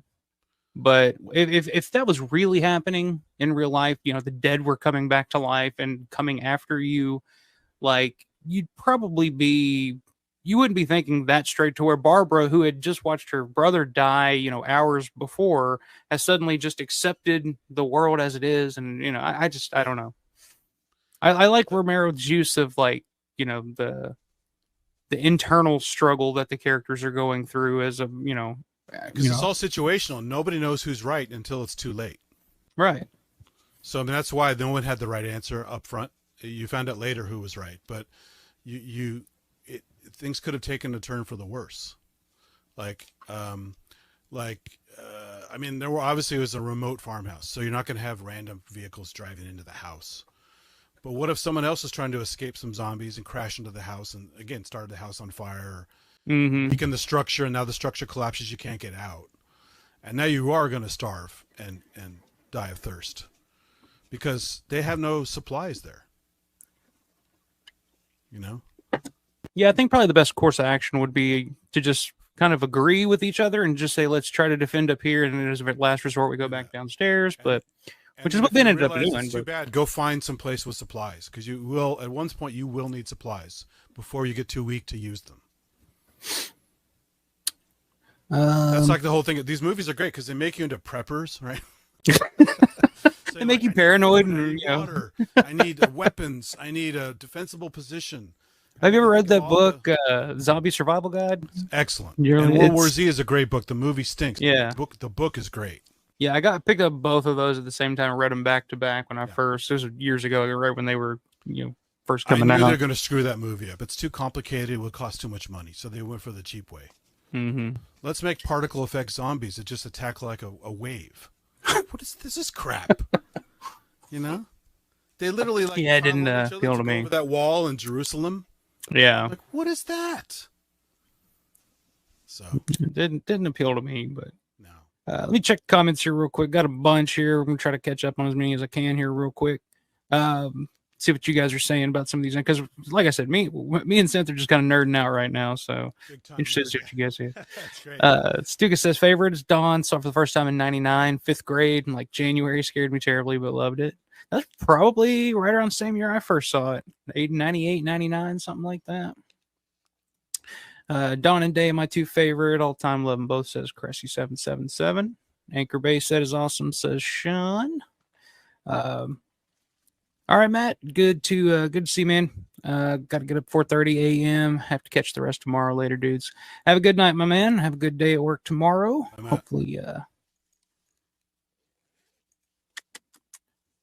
Hopefully you're enjoying a short week. I saw you got your supplies already, Matt, for your 4th of July blow some shit up celebration. So, Rob Lucas, what's up, man? Good to see you. The military scenes in the beginning of Dawn gave me nightmares for years, especially the bite in the hallway and the headshot. Robert Harbitz II, what's up, my man? 90s my favorite dead movie ever, even though he didn't direct it. I see that a lot now. I actually see people, a lot of people nowadays saying they like the Night 90 better than the original, which I don't agree with, but I see it more and more. I think it's just that generation, because like this was the Night 90 was the first Romero/Zombie film that I ever saw. And what they tried to do is colorize. You ever see the colorized Night of the Living Dead? Mm-hmm. Try and get that young audience, and it's like, well, it looks like shit. A little cartoony. So. Yeah, it looks like shit. Yeah. I feel like they just fucking crayoned it in. So for people who hate black and white, I can see why they like the 91. Let's see. Nathan Caldwell, what's up, man? Night 90 is good. Yeah, I'm kind of in that. I'm in that. Like, I like Night 90 quite a bit. But I don't think it holds a candle to the original. But no, there is a lot I like. But the score to Night 90 is one of the big problems for me. It's a little hokey in parts. Yeah. Favorite performance, Dr. Frankenstein. That's one that doesn't get talked about enough. But yeah, Richard Liberty is Dr. Logan. That's since you brought up the fun one. You score for Night 90. It's like he's firing off all these classic presets. I mean, a lot of the gear I had behind me, I go, okay, he used that preset for that track and that preset for that track. Mm-hmm. It's kind of a cookie cutter track, cookie cutter soundtrack. I don't really dig the soundtrack. So yeah, there's like a couple of pieces of music on there that I think work okay, but for the most part, and it's Paul McCullough who did it, who was, pretty much just at that point really worked on Russo and Heinzman shit. So this was kind of his first, if I'm not mistaken, his first big. I believe he did. I think so. Yeah. I have to double check that, but I know he was working on that in some capacity. Cressy says, in Dawn of the Dead remake, I saw zombies running like Olympic sprinters, and that is a zombie movie killer, in my opinion. So yeah. I mean, that's always the big thing. I mean, George was never a fan. He actually used to sell shirts that said, zombies don't run or something like that. So because the movies feel real, even though they can't possibly ever happen. Mm-hmm. Dawn feels real, right? As soon as they start running like sprinters or worse, it's not real anymore. It's ridiculous, right? So yeah, it pulls the reality out of the movie. So, well, I think they went, because, like I said, 20 Days Later kind of laid the groundwork for that, and I think every zombie movie after that kind of copied that in one way or the other. Even if they were slow zombies, they still made the the pterodactyl sound, as I call it. Every zombie movie after that had the zombies had to go when they come at you. And it's like, but they also, I think they saw Return of the Living Dead. Say, see, they had fast zombies. I'm like, but it's a comedy and it's a different thing altogether. Yeah, I mean, a skeleton with real eyeballs opening his mouth with no muscles. It's a funny movie, right? Yeah, it's not real. Yeah, it's for me. Return is just it's its own thing. It's a different thing. Like I don't even think of it as like what running zombies would become. And like when Trash gets zombified and her mouth suddenly can open like a giant snake. She turns into a fucking shark or something. And she's like, thanks for the love, Night 90, Nathan. Says Robert. It's the first zombie movie I ever saw when I was young. Me too, on HBO. So it means a lot. A lot to me, that movie. Yeah, I mean, me too. I have all kinds of night stuff. I actually have the key, the pump key thing that Matt Landrum made for me. He made a bunch of these and sent them out and sent one to me. I got all kinds of night stuff. I got the night video store poster over here framed up. Like, it means a lot to me because, like I said, that was my first experience with any of this shit. And but as a movie, watching it now, it's like, yeah, I mean, it does. It's a great cast. That Ben is really good. Oh, Tony Todd's fantastic. Yeah, Tony's amazing, and that Patricia Tallman's great in it, and the guy with the baseball cap. William Butler. Yeah, he's great. Yeah, William Butler's good. Tom Towles, like the original guy does. Yeah. Good old Keith Wayne. Yeah, exactly. I think he talks about that in the commentary too. He just drives him insane. That commentary they did for the Laserdisc in '94. I think Judy character in that is really bad. Yeah, which man, like to me, like Night 90. When I think of Night 90 now, the first thing that comes into my mind is incessant screaming and constant hammering, because it's so much of that in that movie that it's just like after a while it's just like ugh. It's almost like when she turns to, is this him? And shoots him in the back. Is this him? Like, because she's so annoyed with her screaming in general.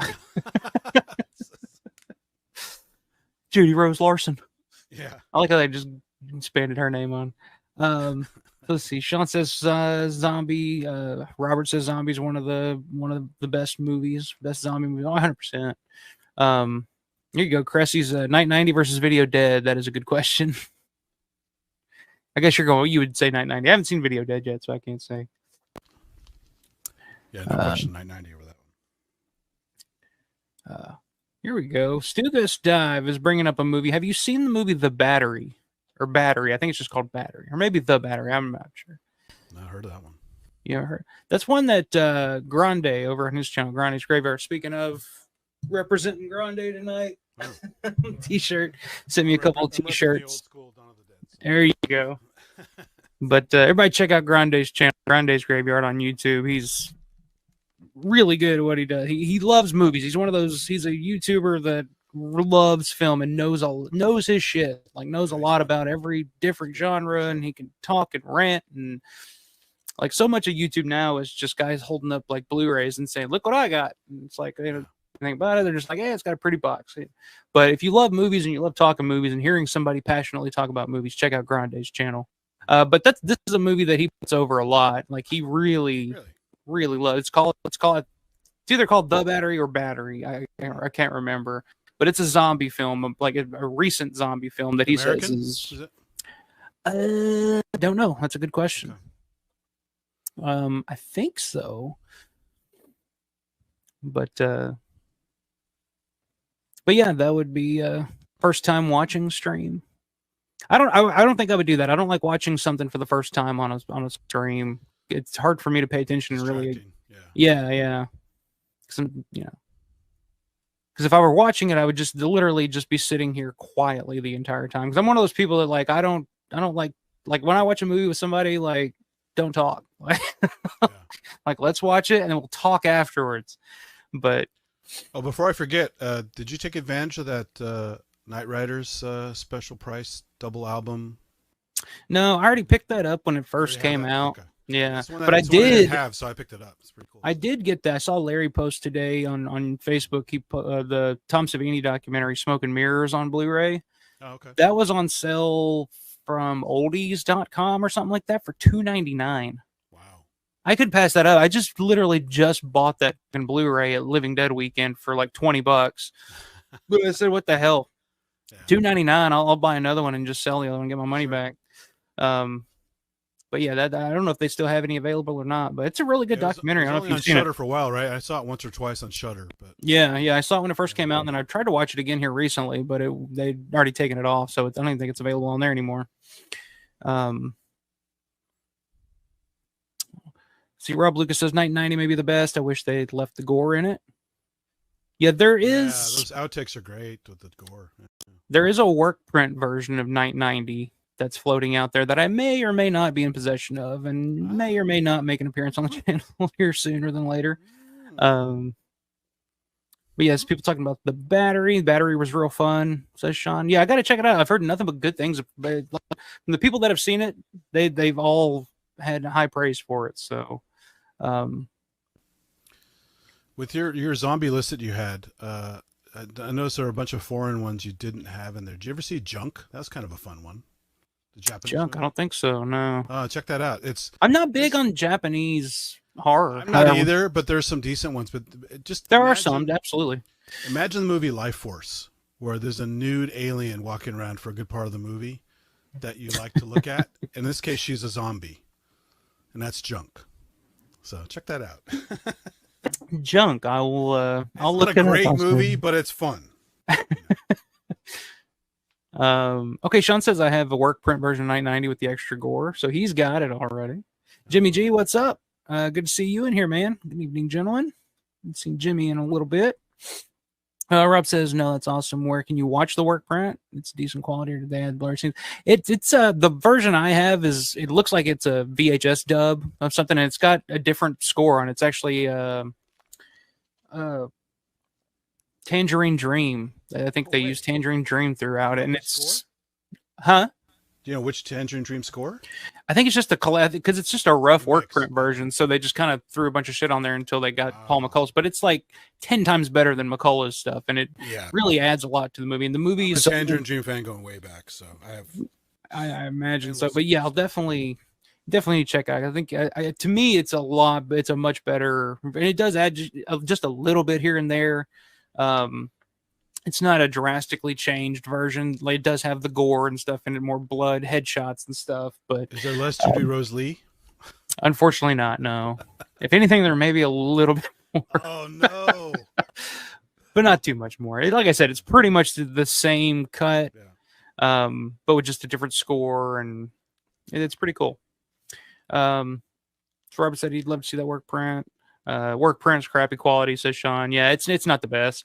He said he got it on bootleg DVD 30 years. It's one of those things that I've heard that if you ask Tom Savini about it at a convention, he'll pull it out like a DVR, like a DVD-R or whatever, and then give it to you.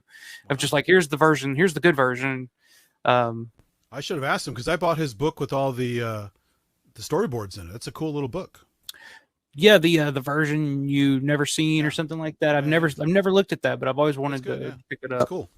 I mean, you're into filmmaking, so I think you'll really appreciate it. A lot of people might go, "Oh, it's just a storyboard book," but that's the movie, you know. Yeah, because he talks about like a lot of the stuff that he wanted to do, but just didn't have the time. Exactly. Just more like character based stuff. Because George said this is like we have 20 days to shoot this, and this is a 40-day shooting script or something like that. Yeah. God, 20 days. Yeah, whatever it was. It's maybe 25 or something. It sounds about right. I mean, they didn't have long at all. Here we go. Jimmy G says, Judith O'Day said she believed her character would have reacted realistically having witnessing the apocalypse. Yeah, I agree with her. I think that it's just human. Like, I would probably be in a fucking catatonic state if the shit hit the fan that way. I'd be in a catatonic. I was almost in a catatonic state for fucking 9/11. So can you imagine that times a billion? You know, like the whole country was just like, I don't know what to do with this. I don't know how to process what I'm looking at. Now imagine if your dead relative comes back to life and is trying to kill you. Well, case in point, look how badly we reacted with a pandemic. Exactly. Now imagine this is the undead. Forget about it. It's oh yeah. It'd be almost like The Road. You ever see The Road? Yeah. Holy shit. That's so depressing. Pretty much, yeah. See, Robert says in real life what Barbara said. They're so slow we can walk right by them. But what if she walks into a horde of 1,000 of them? Then what? Yeah, I mean that's true. That's one thing Walking Dead did very well. The swarms. Mm. We had literally thousands of them, and it's like you can't get around them. Yeah, I've only sseen the first season of Walking Dead. When they get into the swarms that are, but the scene where they surround the car and he has to. I remember that was like one of the first couple episodes, and I thought that was really well done. Yeah. Sean, how about the horrible extended Night of the Living Dead with the added scenes and new score? So horrid, but worth owning. Have you seen that version, the 30th anniversary edition? That with Heinzman with a lot more weight, trying to be the cemetery zombie. Yeah, that one. That super annoying preacher. Oh god. Yeah, that one. I didn't know it was going to be there. I thought it was just a high quality print, and a couple extras on the disc, and I forgot it was an extended version. And I go, "What the fuck is this?" Yeah, I think that was a lot of people's reaction when they first saw it, because they thought it was just like a 30th anniversary edition, you know. Yeah, then they pop it in, it's got this whole other fucking scene, open it up, but just like terrible acting. Like I went back and watched it not long ago, and the acting is like bad. I mean, when I was in high school, a guy came to, I don't know, I saw the flyer for it somehow, but I was a junior in high school, and a guy came to talk to the drama group at some classroom, but he mentioned something about tech and camera work and video. I was like, no way. And I'm the only one out of like 60 people in the room or something like that who actually went to De Anza College to check out the program. Ended up being the only high school student there with a bunch of adults every Friday night shooting scenes and learning how to edit and all this kind of like 3/4 inch U-matic video and stuff. It was awesome. It was super great learning. I did makeup on one of the things. I did cameraman. I did a bunch of stuff. But it's just the acting there was really bad because it's just people like housewives wanting to learn how to act. Right. But it's okay because they're having fun. Yeah. They're not in a professional movie trying to be this horrible preacher who can't act out of a bag. You know, it's just. Yeah, there's definitely levels to it. I mean, when I used to make my own movies and shit in high school, like I wanted to be a filmmaker, all that good stuff, and I just get, friends, and I would just like make them say as little as possible. Like that was my go-to. I was just like, we're not going to have a whole lot of lines. It's just going to be promoting, and I'm just, and I'm sure I had my Kubrick moments where I would like make my cousin do 100 takes of something just because I'd be so fucking pissed because he just wasn't hitting it, and I'm just like, dude, because your family, you talk to each other that way. So, but yeah, when God, come on, guys. Since you brought that up, I have to ask: have you ever put that stuff online? Yes, but it's no longer online. Oh my, because it was on this channel, and the channel that I'm doing now was pretty much just using as just bullshit that I wanted to throw up and just have so I could watch it. So when I tried to restructure into this Alpha Romero channel, I put it on private, but maybe I'll do something with it at some point. I'll send you a link to it because it's private, but I'll send you a link to it and you can check it out. I have some horrible Super 8 films I made in high school at the same college, and they're terrible, but it was fun. So. Yeah, I mean that's you figure out really quick, what how hard it is to make a movie in general, and just how much money and time and cooperation that it takes. Because it's not like, I want to learn how to draw or I want to learn how to paint, where you just sit down and do it. You got to be like, I want to make a movie. Well, let me call my friend. Let me call family, relatives. Can I borrow this? Can I shoot here? Can I do this? It's just like a fucking never. I mean, George always talks about it. I made an shoot 'em up, and I made a slasher movie. And the guy said, your stuff is really well put together, but it's too violent, so I got a B. I'm like, God damn it. Come on. Oh, that's how I passed a lot of my art and drama classes and shit in high school, was I would just make movies. And there was a movie I did, it had like rape and drug use and all this other stuff. And they were just like, oh, this is awesome. Like, and they showed it to the whole fucking school. And I never had to do anything in art class the rest of the year. They were just like, all right, you did your thing for the year. But I was just like, looking back on it now, I was like, God, there's no fucking way that that would have been locked up probably and put in juvenile hall or something. They were like, what is this? What is wrong with this? Some of my teachers did want to throw me away, and lock me up and throw away the key. But I'm free, motherfuckers. I still win. That's it. Oh, where was it? I'm gonna get a couple more comments, then I got a couple more of questions here, but they're not Romero related. They're kind of more related to your other side over here. But so I've been keeping the love flame burning. Love flame high, absolutely, sir. Eugene here in spirit. Have you heard that Eugene Clark? I did. Music. After you brought it up on a show, I went and found it on YouTube. And I mean, it's I don't like the music, but he has some talent. Yeah, there's a couple of songs on there, I swear. It's like Taylor Swift. I don't like her music, but she has talent. Oh, don't say that, or you're gonna get Swifties trying to cancel my channel here. I know, but although I think the tide is starting to turn on her, because my fiance was all about Taylor Swift. Just that's all she listened to, that's all she talked to. And then the other day, just out of the blue, she was just like, I don't think I like her anymore. Well, it's it was the great thing for me, because my niece, I wanted to get her into guitar. She seemed like she liked guitars. Mm-hmm. And I mostly play keyboards and drum machines and stuff like that. I don't have enough energy or time to put into guitar, even though I like them. I have probably 6 or 7 guitars, but I don't play very well at all. But I taught my niece enough to play some stuff. She got into Taylor Swift. It motivated her to play very well. And so I credited the music for that motivation thing. But then eventually my niece says, "Oh yeah, I don't like her anymore." I said, "Yes." So I feel like the tide might be turning. I think people are kind of getting sick of her at this point, because it was just like shoved down your throat every turn for a while. We are never, ever, ever gonna get back together. I mean, the lyrics are terrible. I will say though, like listening to a lot of, like just a little bit that I've heard of like what else is popular on like mainstream pop radio now. I mean, it is miles ahead of a lot of this stuff that they play on repeat now. But I'm a get off my lawn guy when it comes to that. I feel like an old man, because a lot of new music I don't like at all. So it's just. Yeah, I try to keep up, like maybe not as pop music as much, like Cardi B's and stuff like that. Like I don't know any, I couldn't name a song, but like some of the like newer like alternative stuff, underground indie stuff. Like I try to stay somewhat up to date on things, but then I always just end up going back and listening to something from the 80s, or like some of the opening tracks you play or something. Guess some of those are cool. I hadn't heard of those before, and they were pretty good.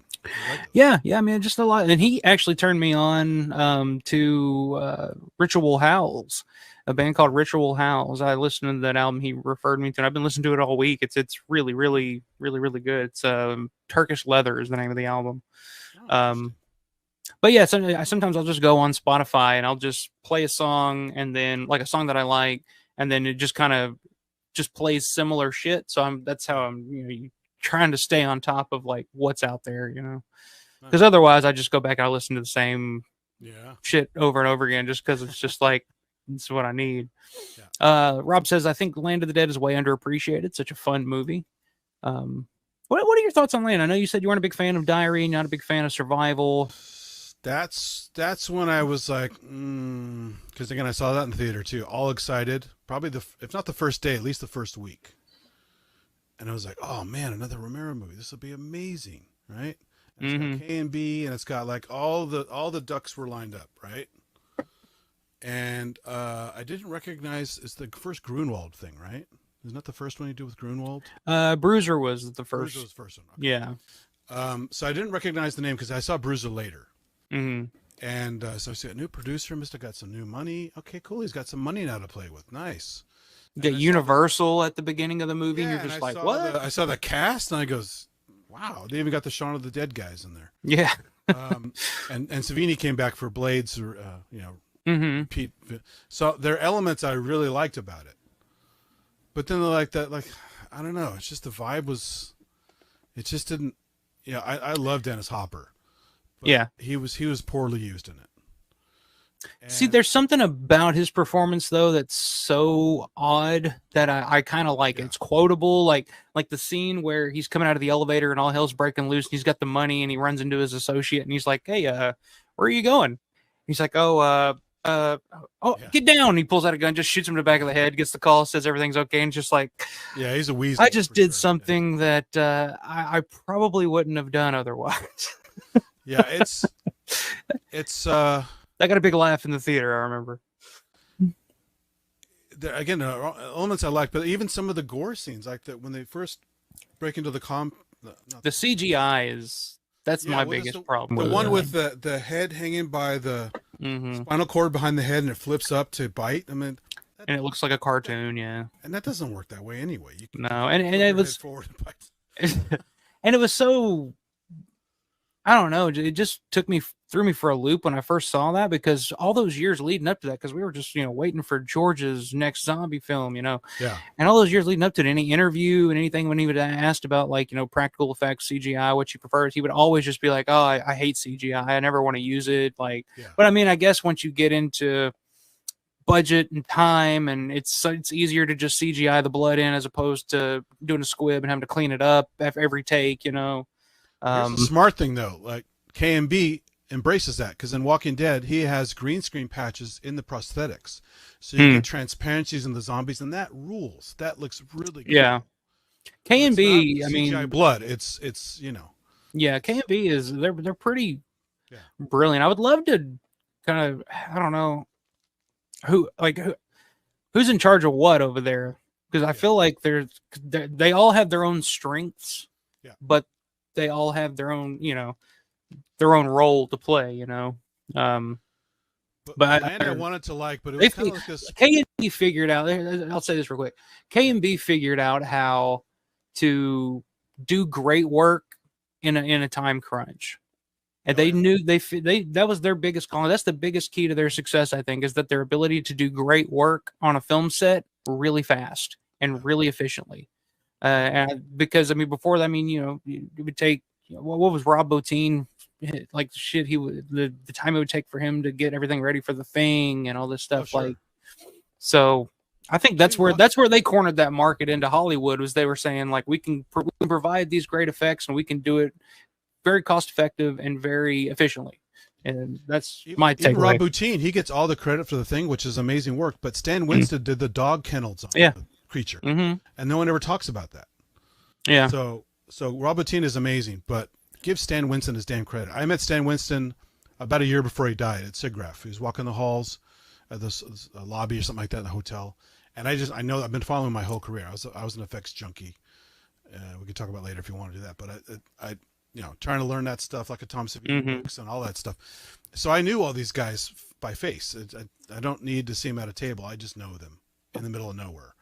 And I just went up to him just very casually and said, I don't want to come off as cheesy, but your stuff is amazing. And I didn't see you on the floor, but I'm so happy to see you here. And your work's inspirational. And I've been watching you since, I don't know, the old stuff, way back. See, for me, Stan Winston was kind of like, for my generation, Stan Winston was kind of the first name that I recognized as an effects guy, like Jurassic Park, Terminator, T2. Those put him on the map, but he was doing like Dead and Buried and all these other cool, like, small movies. That Pumpkinhead, he directed Pumpkinhead. But like Dead and Buried has these subtle effects that are really gruesome. Where the guy gets burned up as a puppet, and it's just dark and creepy and realistic looking and very unsettling. They're not monster effects at all, and he doesn't get all the credit he deserves for some of that work. But he was just a neat guy to meet, and then like, he talked for like 5 minutes, super nice guy, and then he died like 8 months later. So, I feel like he died way too soon. Like that. But growing up, like, that was the big, like, name. It was like Stan Winston effects. Just like, oh shit, this is going to be spectacular. Stan Winston, Rick Baker, those are the big guys. Thanks for the shout out. Alpha Romero says, Robert, absolutely, man. I'm always glad to have you in here. That's awesome. Pronounced your last name right. It just came out, and I'm glad I got it right on the first try. But I don't remember what I said, so I'm not going to do it again. So I'm just going to take the victory and now you're on the spot. So I don't exactly remember. Rob Lucas says Return of the Living Dead 3 is also fantastic. Reanimator 2003 is fucking hilarious. I like Return 3. Is that Bud the Chud? Bud the Chud. No, it's Bud the Chud, right? Return of the Living Dead 3? Yeah. It's been forever. It's Melinda Clark. Bud the Chud. What the fuck is Bud the Chud? What am I forgetting? An intelligent zombie in Return of the Living Dead. Oh, in part 3? It's Garrett Graham. Garrett Graham plays Bud the Chud. Oh. He's It's the been guy so from fucking Phantom long of the since I've seen that Paradise. movie. See, look at you spitting your fucking knowledge over here. Well, I'm a movie insane person for years. So. But the Chud. Planet CHH is a good channel also. I agree. Planet CHH. I actually did a couple of live streams with him on the Dead Pit channel back in April. We were talking WrestleMania. So for any wrestling fans out there, if you want to check that out, it's on the Dead Pit channel. Oh, looks like I have it wrong. Chud 2. Okay, sorry. Love says, Stuka says, I love the battery because it's low budget, it's original, and it has a great and questionable acting. Okay. Yeah, I mean, that sounds like right up my alley. It's just one of those movies that was like never been on my radar, so I just need to jump in and catch up with that one. Is that an old one, or has it been around is that a recent one, the battery? Yeah, I think it's fairly recent. Okay. That's 5 years or so, maybe. Okay. Robert says, I spent close to $30 on smoke and mirrors, but it was still worth it. Yeah, I mean, like I said, I spent like 20 just to get it today for $2.99. So go figure. John Vulo, what's up, man? Good to see you. Just watched Night 90 work yesterday. It's not Tangerine Dream. It uses a lot of Halloween 2's. Oh, yeah, it does use a lot of Halloween 2's music as well. John Carpenter. Minus the well-known theme. Honestly, I wasn't that impressed. Paul's is better. Okay. Interesting. I do like the Halloween 2 score, though. But, yeah. Yeah, I forgot. It does have some Halloween 2 cues in it. If it's used proper, though, it could be bad. So, yeah, I'd be interested in getting your take on what it is, or what you think about the use of it. Because, like I said, it's just kind of cut and paste there together, a bunch of different shit. Okay, so Robert, so except for the Loud Birds, love the score in Night 90. So I don't know, maybe we're in the minority here. I don't know. It's just one of those, like I said, there's a couple of cues in that score that I like, but like the end theme, like it's fun, it's cool. Like when it's but I don't know. It just wasn't the right feel that the movie needed to me. I don't know. My favorite part in the Night 90 score is just these subtle cues with it's like a chime that drops in pitch. It goes like that. Mm-hmm. Those are really subtle and those are cool. And I use some sounds like that in some of my horror type music, so I like some of those sounds. Sean, glad to have you in here tonight, man. Have a good rest of the night, and catch up with us tomorrow. Have a good 4th of July. If we don't interact until then. Nathan Caldwell, did anyone else could see the 3D 1978 Dawn in theaters a few years back around Halloween? Yeah, that's I missed it. That's the first time I saw Dawn on the big screen. I'm not a huge 3D fan. But I had to. Done, though? Was it a good 3D effect? I thought so. I mean, for a 45 or 44, whatever it was at the time, year-old movie, I thought it was done pretty well. But like I said, I'm not a huge 3D fan. I haven't seen a whole lot of 3D, so I don't. I mean, it's probably not Avatar or anything like that. When they took that Clash of the Titans remake and made it 3D, it was terrible. Oh, really? Like, when things cross the screen, they cross the threshold of going from left to right. You get these weird artifacts and stuff, so I guess they figured it out by now. But yeah, I don't know. I usually avoid 3D at all costs. I just remember seeing Avatar in 3D back in the day and thinking it was really cool, but then I had the worst headache, and it's not for everybody. Yeah, it doesn't work. But thought it was going to kill me that night. IMAX 3D was amazing. Let's see. Jimmy G says Land was okay. Had high expectations, thinking it was going to be the Day of the Dead we didn't get. Which I mean, a lot of the ideas in Land are in that original day screenplay. But yeah, it's just 20. I was 20 years after Day of the Dead. Film had changed. They were shooting in Toronto. They weren't in Pittsburgh anymore. It wasn't the same crew. It was just the male lead is very milquetoast. I don't like the male lead. Simon Baker. Yeah. I kind of agree with that. Yeah, I don't. That's important. Like Peter's an amazing guy, right? Mm-hmm. His role is huge in the movie, and the acting is good, right? Mm-hmm. Just same with Ben, and same with Pilato, as Rhodes. If your main guy or one of your main guys is not good, then it kind of ruins everything, right? Yeah, I ended up like Robert Joy. I love him in it as a Charlie. He's okay. I liked him in other stuff, but he's okay in that. Ozzy was a cool choice. I've always been an Ozzy Argento fan, you know, acting or not. Yeah, I remember the Stendhal syndrome. Like, oh boy. That's like the one Argento film that I just can't get through, and I just don't get. Like, I love Argento. Like, I even like his newer stuff. I've enjoyed, like, you know, Card Player. I thought was pretty well done, pretty good. Mother of Tears, I thought was surprisingly really good.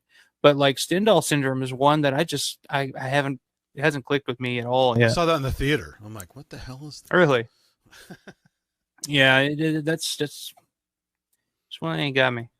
Like Land of the Dead, says Krusty, the only thing that is missing is the feeling of terror. Yeah, terror of the trilogy. Because I mean, I guess, you know, which is kind of the idea of Land of the Dead. They were all kind of bored with the situation as it was, I guess, and we're just kind of like existing in that world now, and it wasn't really a threat anymore until it was. Got too complacent. Yeah, they just they thought their defenses were perfect, and they got lazy.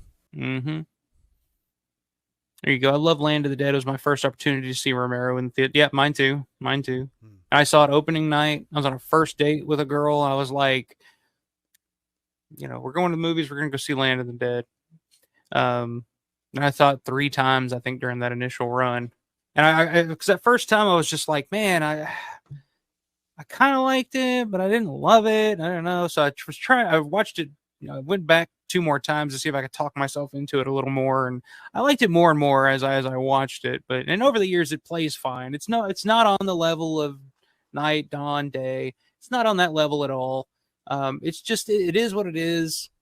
And I just enjoy it for what it is. It's flawed, but I like it. Even the game wasn't very good, right? Oh yeah, the game was pretty terrible. Yeah. But you know, I think I beat that game in one sitting. It wasn't. I was excited because you didn't get. I mean, you had Resident Evil, but you didn't really get a proper zombie movie. Yeah, like Romero type zombie movie. Okay. Mm-hmm. Yeah, and but then there was a Sega title called Flesh Feast back in late '90s, something like that. I don't know if you ever saw that one. It literally takes place in a mall, and you have things. It's kind of like a poor man's version, top down, like old GTA style of Dead Rising. Without the camera, without the helicopter dropping you off and all that stuff. You just go on the thing and survive and beat up zombies with equipment and just try and survive. and it's 3D, but it's like GTA, so it's a top down, like small character thing.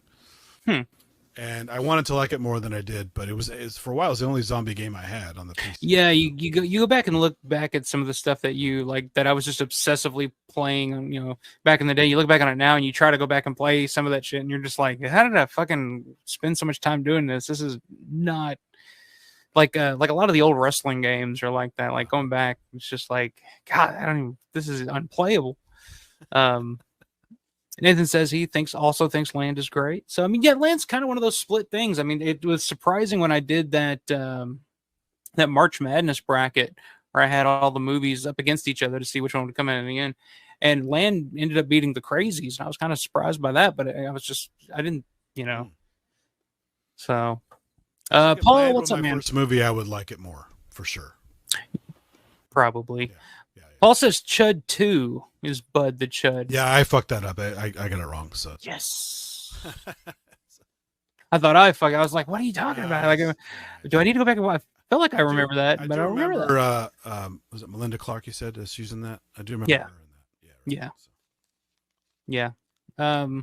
But it's a good movie. Return 3. It's different, but I like different. Stuka says battery is 2012.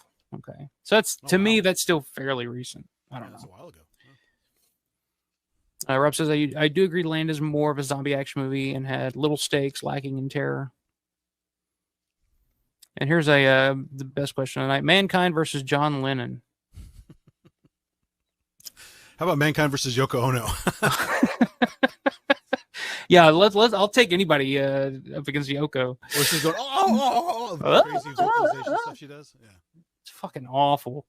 That's why it's one of those women. How much Dada? If you follow Dadaism, the art form, like when you take a bite out of an apple, put it on a platform, that's art. It's like, I don't think so. No, I mean, I get what they're trying to say. It's like all art is not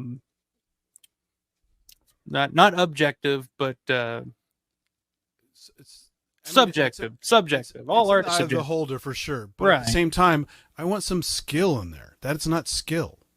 Yeah. I'm I not don't going to know. the Louvre to look at an apple rotting on a pedestal. It's But it represents life and death. Don't you get it? but see, the Dadaist music is the same crap where it's just like that screaming stuff she does, Yeah. and It's like some the of joke in. Have you seen Walk Hard? Dewey Cox story. I saw it a long time ago, but I have seen it. Yeah, it's They kind of play on that when he goes into his LSD phase and he starts just making. It's like it's not even music, Dewey. yeah. It's Well, like John you Cage, guys are if you- idiots. It's If you deep. guys heard of John Cage, he's famous for this.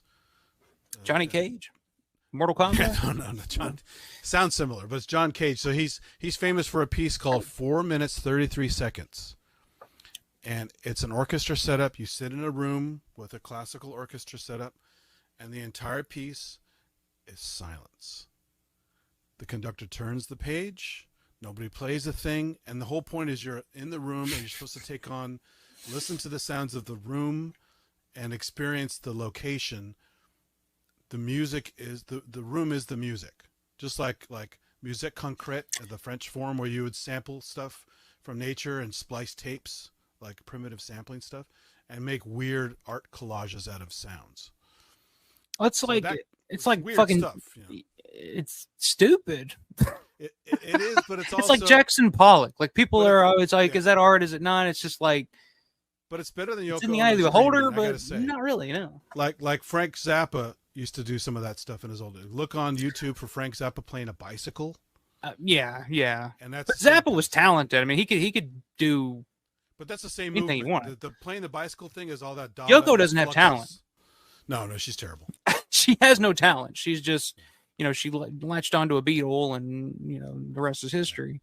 But I would probably rather listen to a cat being beaten to death by a baby than to listen to Yoko Ono's Yoko didn't have howling talent. or whatever She you was want to good call it. at breaking up the Beatles. So Yeah, she was good at that. Speaking of the Beatles, HBK versus Ringo Starr. It's got to be HBK. I mean, Sweet Chin Music. Come on, it's the man. But since we're on the topic of music, and music is something that you dabble with a little bit on your channel, hence the I'm name into it a little Synth bit. Addict. I Just have a a little couple toys, and I don't. This is just a Couple of wallpaper behind me. keyboards. This is not real.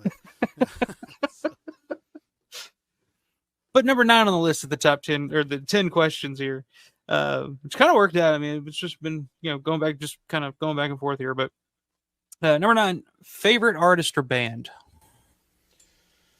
Aha. Well, that changes like most things over time and mood and so forth. Agree. So if you're talking like, it's almost like saying favorite movie. It's really hard. Mm-hmm. So there's a giant list where I kind of have this kind of hodgepodge of stuff smashed together that are all kind of favorites, like use like Led Zeppelin, The Who, all that kind of stuff, right? Just great stuff, and more into the prog rock stuff. You get into Rush is really good, and there's a bunch of stuff in that time period. But then one of the things I consistently go to over and over and over again for lots of different reasons is one you already mentioned, Tangerine Dream. So they've changed band members so much. They've changed styles so much from the 60s all the way to present time after the main guy, Edgar Froese, died back, was it like 5 years ago, I think. He was the original founding member, still there. And then he had other people working around him, and he died. So I missed their last tour with him on it when they went to LA. It's not the same. It's like a skeleton of what they were, but it will be fun to see them live once with an original member, because their new stuff is pretty good. There's a German guy, Thorsten Quaschening. So it's a very interesting name. Sounds very German. Yes, and he is very German, and he carries the torch very well of the German sound of Tangerine Dream. They call it Berlin School. Hmm. So it's a combination of, if you listen to this stuff in the late 70s a lot, like Ricochet, Rubicon, one called Green Desert, a bunch of other stuff that's more that's their style, which is called Berlin School. So it's driving, arpeggio, synth beat. So they're one of the first bands to use a synth as rhythm. Hmm. So that the stuff you take for granted now in dance music and video game scores and stuff like that, they kind of pioneered that. Like Kraftwerk was big at doing what they call electro pop, you know, which has been Yeah, sampled what a would you million call? times for hip hop stuff. It's Kraftwerk all over the place, right? I love Kraftwerk. Oh, they're great too. But Tangerine Dream is more about that synthetic driving beat, thing called an ostinato, where it's basically a Mm-hmm. repeating pattern, Mm-hmm. where it's a dun, dun, dun, dun, dun, dun, dun, dun, dun, dun, dun, dun, and then the filter sweep comes in, so and they put some delays in there, and then and now you're on this journey. I'm like, this is fucking great, right? Yeah, And then you put some, that's a big thing for me when it comes to music. Is I guess the film lover in me as well. Like I love music that's cinematic in some way, and I think that's why that's one of the biggest keys to a movie to me is the soundtrack, the music, the score, yeah, because the right music cue on a scene can fucking break my heart. Like I'll just fucking bawl, and I don't even know what's yeah. going on in the movie. It's just like the music hits right. Music hits your emotional center big time if it's done Yeah. well. Yeah, you can take a Um, scene that's just a basic scene, and you use the right chords and the right instrumentation and the right tempo, and people are crying their eyes out. You take the mhm. music out, and they go, "Yeah, it's an okay scene." Well, I mean, you've heard the story of when John Carpenter first submitted the cut of Halloween without the soundtrack score or anything to Yeah, it, and they were just like, "This isn't scary. This is not. I don't get it. Like this isn't." yeah, And he puts the score over it, and then all of a sudden, it's terrifying. So that's a yeah, perfect yeah. example of what a It's good just like score can sound do for a effects in movie. general. Once you rip the sound out of something, the life is gone. The visual image is powerful, but without the sound, it loses the impact. Mm-hmm. And music just adds that extra bit of sweetening beyond the sound.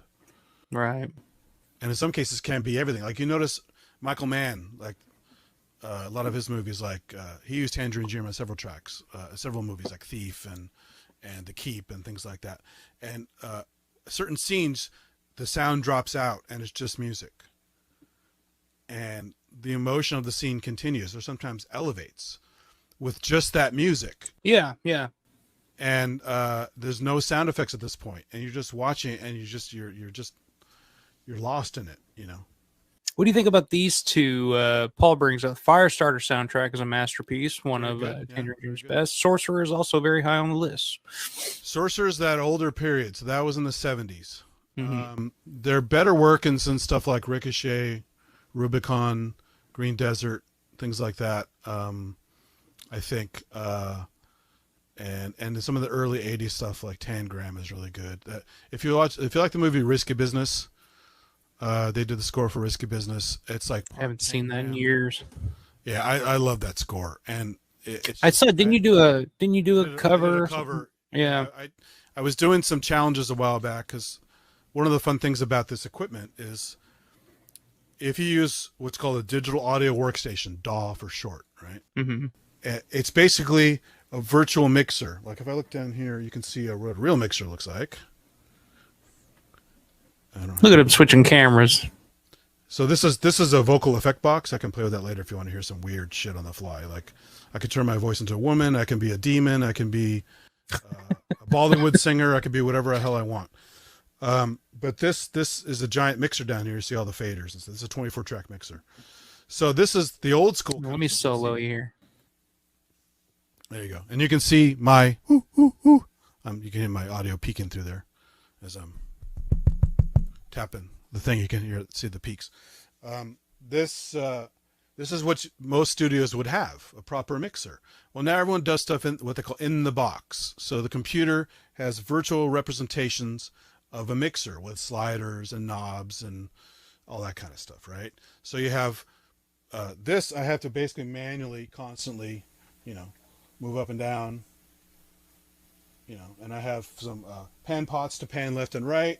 I have other things with effects loops. I can use all my effects in racks here and route effects independently real time through different things. Well, that's the old paradigm. Now everyone does it through software with the same functionality as this, but automation.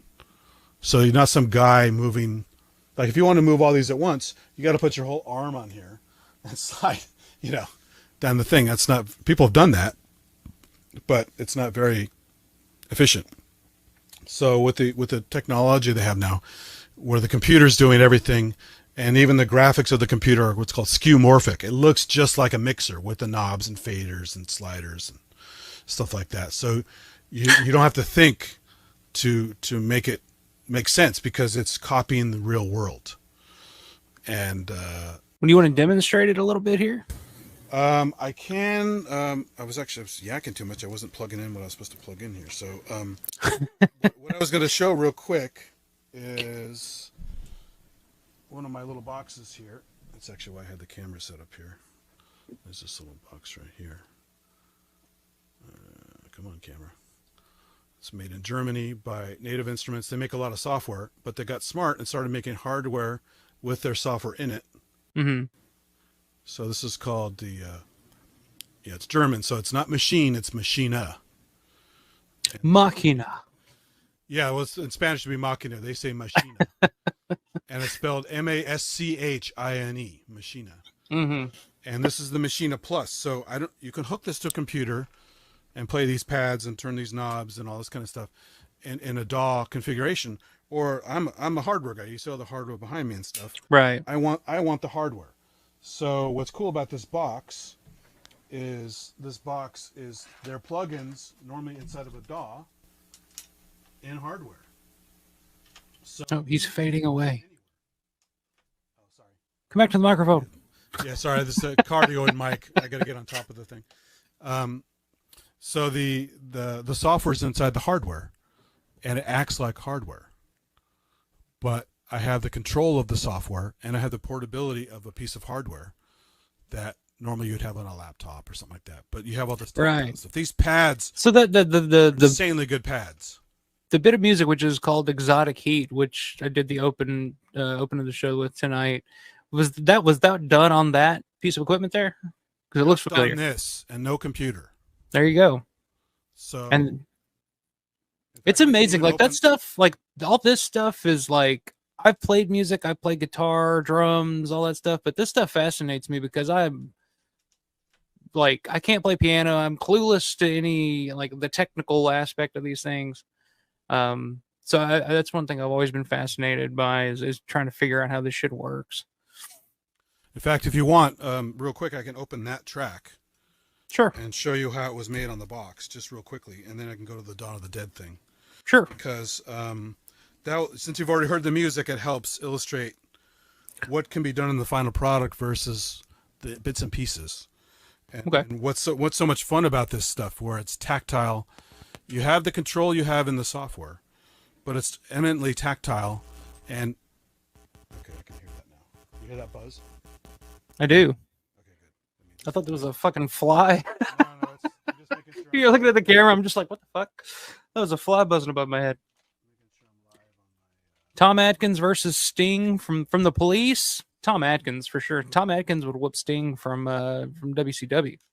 So I mean, I love the Police, but Sting, no, thank you. I'm not gonna handle Tom Atkins today. Wasn't Sting the one that used to go against the Undertaker? That was he was always supposed to, like, that was the dream match or whatever, and it just never happened. I think you might be thinking of Kane. Kane was my wrestling game is not strong. I mean, I used to watch Mean Gene Okerlund and Hulk Hogan and the Iron Sheik. Mm-hmm. So we're talking like mid 80s probably. Oh yeah, Bobby the Brain Heenan, called the Weasel. Yeah, love Brain. The Claw. Just crazy ass characters. Yeah, Robert. Tom Atkins would kill Sting of the Police. Paul also said the Thief is a fantastic score. In the end of, I sounded like I was from Minnesota there for a second. Fantastic score. And the end of E.T. and the music brings me to tears every time. Yeah. So Thief is a classic thing. So one of the things that Tangerine Dream, it's great, is they occasionally made a score for the movie. Most of their stuff is elements of their other albums repackaged for soundtracks. So they're very clever about not having to reinvent the wheel and purpose adding stuff to a movie score they already made. Very clever. So they're not having to reinvent the wheel all the time, right? So you can see this thing boot up with a color. Ooh. And unfortunately, it's not zoomed out very far. Anybody else have any more, as while we're waiting for Synth to get all set up here? Anybody else got any more celebrity death matches that anyone wants to see? That was a great show. I miss Celebrity Deathmatch. So this has a quad-core Atom processor, and it's not the most powerful computer in the world, but it's powerful enough to do what it needs to. Don't get too nerdy on me. I'm a novice. Well, just for the computer guys out there, it's not a fast computer at all. There we go. But it's fast enough to be music related. Like the reason people use this hooked to a computer in computer mode, if you want to use all the plugins in the world, all the effects in the world, like if you drown stuff in reverb, this thing will start choking. You cannot just throw everything you want to at it. It's designed to be, you have to have a certain mindset to use this. And if you go, oh, I want to drown everything in reverb, use every plugin in existence, well, use the goddamn computer then. You can control it with this. There's a Machina app, and you have full control over the app with this, and that's also really cool. But that's not my bag right now. I want to actually do stuff that's, independent. So let me just quickly load up the one you're thinking of here, which is Romero. Oh, I like Goldberg. Robert says Steelbook for Diary. Yeah, that's right. Diary of the Dead Steelbook coming out tomorrow. I hope Walmart will have it in stock and pick it up. That's one. I feel like I totally. Because, yeah, the only Blu-ray release of Diary of the Dead at this point is that the Dimension Extreme version that came out when the movie came out. So, yeah, I kind of want something. A little snare drum there. Kind of want something new for that. So that Steelbook, yeah, this is pretty cool looking Steelbook. But, yeah, I kind of forgot that was coming out tomorrow. Still waiting for the Bruiser 4K. That sounds good on my end. Okay. So this is a complex kit of, it's like a power drum kit of like, huge toms, big kick drums, taiko drum parts, you name it. So it's like part Hans Zimmer set, part, like I did a Lord of the Rings track, if you look at my channel, and also on my SoundCloud, which has a lot of huge drums in it as well. Yeah, and I'll have a link for all those down in the description too, after we're done here. No problem, yeah.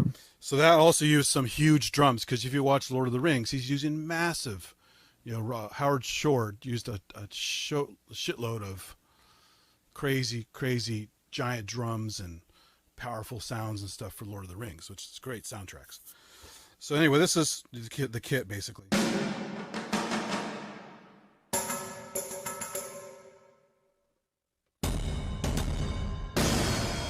Some of these are layered. So, for example, I was talking about arpeggios before. If you want to use the expressiveness of the drum and this little arpeggiator function, I can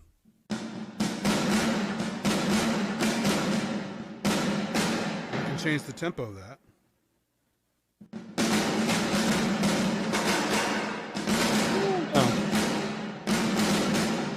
Right, so you get that, and I'm changing the tempo of the repeats.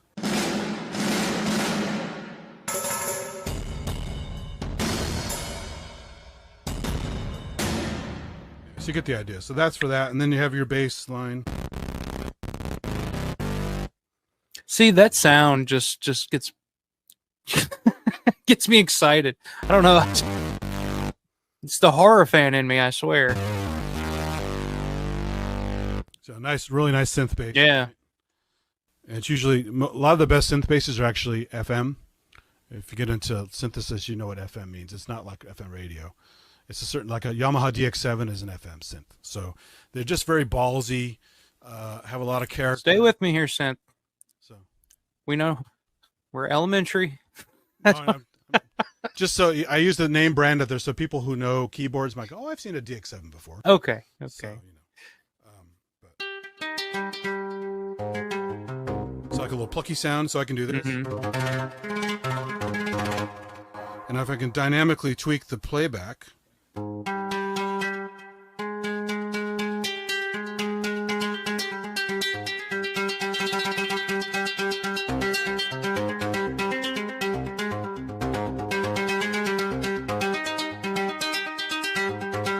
you get the idea of that. And that is using, there's several different Japanese scales out there that are really nice. So you're locking your scale. So instead of like you go to the piano and you know the piano notes, it's A through G, right? Right. And so like C to C is an octave. And if you just play the white notes, that's basically Ionian mode or C major scale, right? Just playing the white notes. That's it. Depending where you start. But basically that's C major scale. So this is a Japanese scale, which is a subset. It's not an octave. It's actually what's called a pentatonic scale. I don't want to get too nerdy, but you're only using up to 5 notes, not 8 notes. And using certain flavors of notes. So when I play these individually without the arpeggiator sound, you'll hear a Japanese feel to it.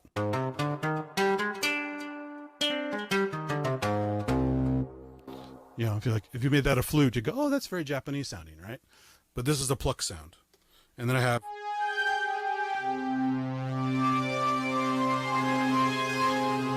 sound. See. Bell sound. Here's a nice flute.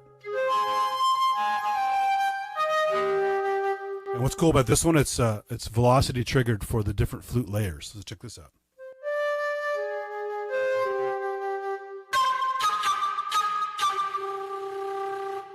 So if I hit it with more velocity, yeah, I kind of noticed that watching the video when I was from the song, the Exotic Heat. I was watching the video and it didn't look like you had changed anything. It really did more than just like hit it a little harder. Yeah. And that's the magic. Keyboards have done this for a long time, but now pads are doing it as well. So you can do soft and then go right into it. Right. And what's cool is if I hold it after I've triggered the high velocity, you'll hear not just the overblow, but the thing called flutter tongue. It's like, which is a real flute technique. That's flutter tongue. So that takes a long time to learn. So another cool thing about this technology is I don't know how to play flute, right? Right. It's hard, like years and years of work to play flute. But if I get a proper library, somebody's programmed, or I make my own library out of sounds, I get this performance aspect of the flute that's super expressive and emotive without spending 15 years to learn the damn flute. This is kind of on topic because when you talk about like being able to use the sound of a flute, it sounds like somebody's playing a flute without actually having to have somebody there to play the flute. Yeah. What are your stances on AI? Where do you think that? Because I know you're a tech guy. You know all this shit. Like where do you think that's headed in the future for like movies, music?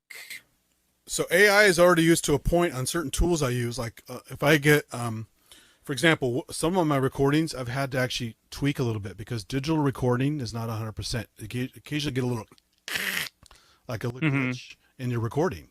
And you can't stop it. It just happened, and you don't know until you play it back. So I use this company called Isotope. Makes these really cool plugins to fix things. Like take reverb out of something that's too much reverb. Like if the room noise is this boomy, giant space, like the drums I played earlier, where it's like, right. And I want it to sound like a, I can use a de-reverb algorithm, take that sucker out. So that's a form of AI already, right? So the AI tools have been around for a while to do useful things, fix glitches, take out reverb, take out this. There's a thing in the mic called a plosive. It's like, when I hit the mic, right? Yeah. And you don't want that, so you have like this pop screen. Like on here, I have my pop screen in front of my mic to stop the plosives. So I'm saying P a lot. You're not hearing the plosives. It's gonna take it off. You know, it's like that. So de-reverb, de-plosive. There's all these little cool things you can do with AI tools. The problem with AI is when it comes to composing music and generate music where it's all going to sound the same. The current stuff sounds pretty bad already. Like there's a great video somebody made. I can find the link and give it to you. But yeah, I love when people play you a song or something from the internet and they're like, "Can you believe that this was AI?" And I'm like, "Yeah, it's shit. Like, it is. Like, it's not good. Like, I get it." And it's like, I don't know. This one YouTube guy made a scathing video on Spotify, and not just how Spotify is, you know, stealing money from artists, obviously, because they're not giving money for stuff. They're using AI tools now to regenerate music uploaded by artists to make new artists that don't exist. They're making fake names, fake artwork, making money that goes back into their pocket from stuff they're hosting on Spotify. It's not surprising. I mean, that's kind of where everybody kind of expects it to go. It's brutal and it's criminal, right? It's just like so bad. So, and also the music they're making is crap. It's just regurgitated stuff, you know. Stugas, are you drunk? Abraham Lincoln versus the Beatles first album. I come on. So real quick, since you heard the opening track, I'll play just real quick. I'll jump through the layers I built already, and some I play live as well. So if I just go into the scene mode.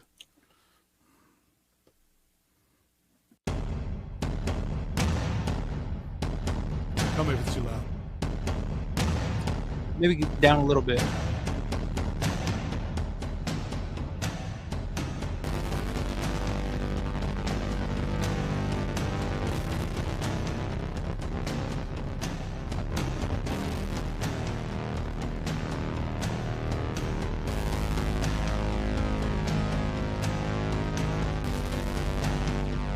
Stereo? That's good, yeah.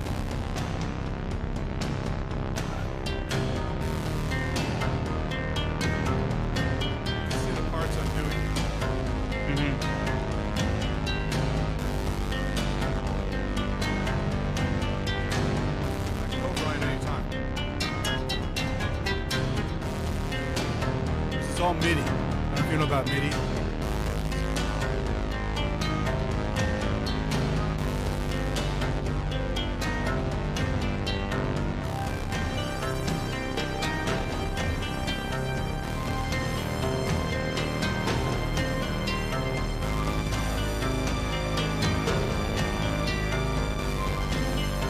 And here comes a live one.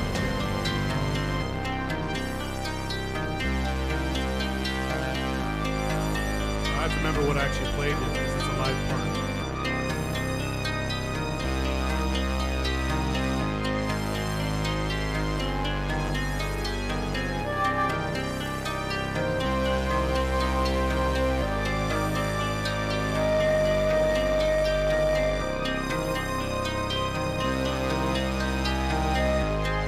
Already screwed it up.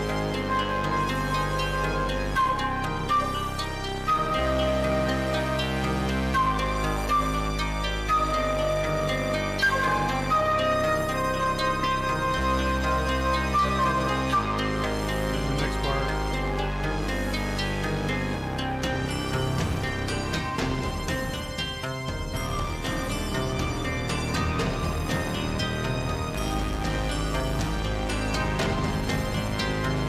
Then you have a breakdown again.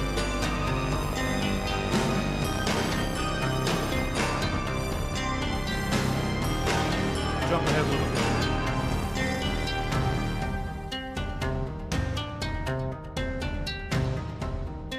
Here's where I add the delay effect so it starts bouncing around more. Right.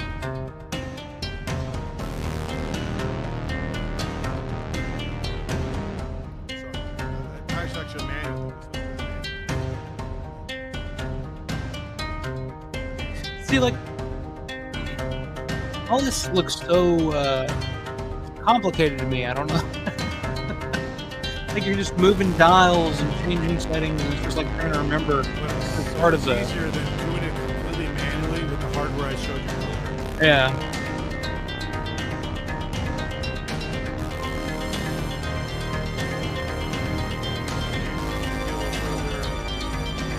There's like a big drum breakup.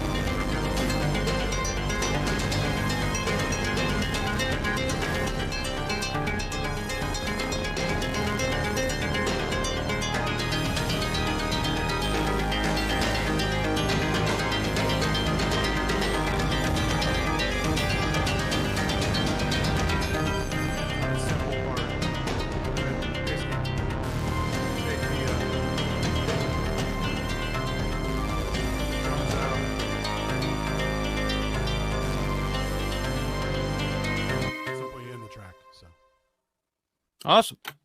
So that gives you an idea of I'm fascinated by it because, like I said, like I play music, like I play guitar, drums, stuff like that. But that's just like a lot of, I don't know. I've always been fascinated by that aspect. Just there's the trying to remember like what to set this to and what this does. I guess maybe it's just something you got to play with for a while to get a feel for. But well, like for example, so if I go to the drums here, just show you real quick how you like. Oh, what do I do? How do I do anything on here? So I go to my instrument section here, and first, actually not drums. I'll go to the bass.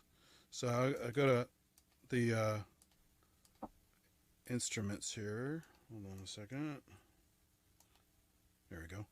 So I have my different engines here. So there's an FM engine, there's a sample engine, there's a classic analog synth engine called Monarch, there's a digital synth engine called Prism, there's another one called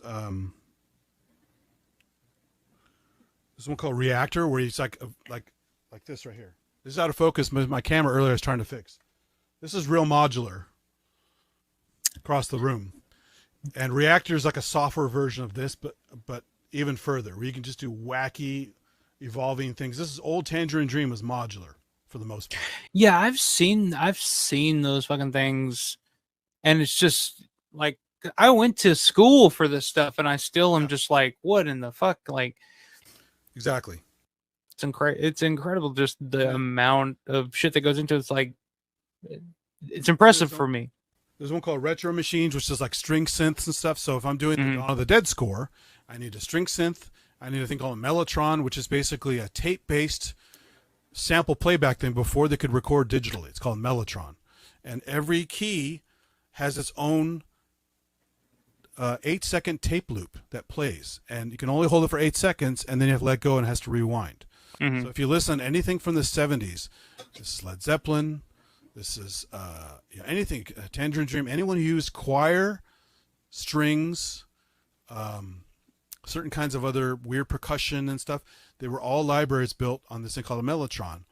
And samplers didn't come out to the late 70s, early 80s, right? Which is where you have like Art of Noise going crazy with samples, and Peter Gabriel and all those kind of guys, where they're actually digital recording sounds, like I just did with all these drums and stuff. But back then you didn't have the technology, so you need some of these retro things to recreate some of the old sounds, right? Of Mellotron stuff. So I'll quickly load up the Dawn of the Dead thing here that I haven't recorded. Give us a little Dawn. I haven't recorded the music yet, but I can at least show you the sound banks I'm going to use. So I called it Morti Viventi because that's part of the album title. Drunk ass Stugas has given you a standing ovation. Thank you very much. Or it's a synth version of Jethro Tull with those flutes. If you go look on my channel, I also do live stuff with the modular setup in San Francisco sometimes. There's also I've watched some of those videos. What do you go by? It's like Aquifex or something? Is that like your name that you go by when you play live? Aquifex was my first thing I did. It's a SoundCloud account. Okay. And then I have 4 of those because the SoundCloud fills up and I'm too cheap to pay for it. So I use the free account. So I have 4 Aquifex accounts. Okay. Aquifex 02, 03, and 04. But they're all referenced. In every page, they reference to every other page. So you can't get lost. And on Aquifex 04, I made a master playlist of like 8 years of shit or whatever.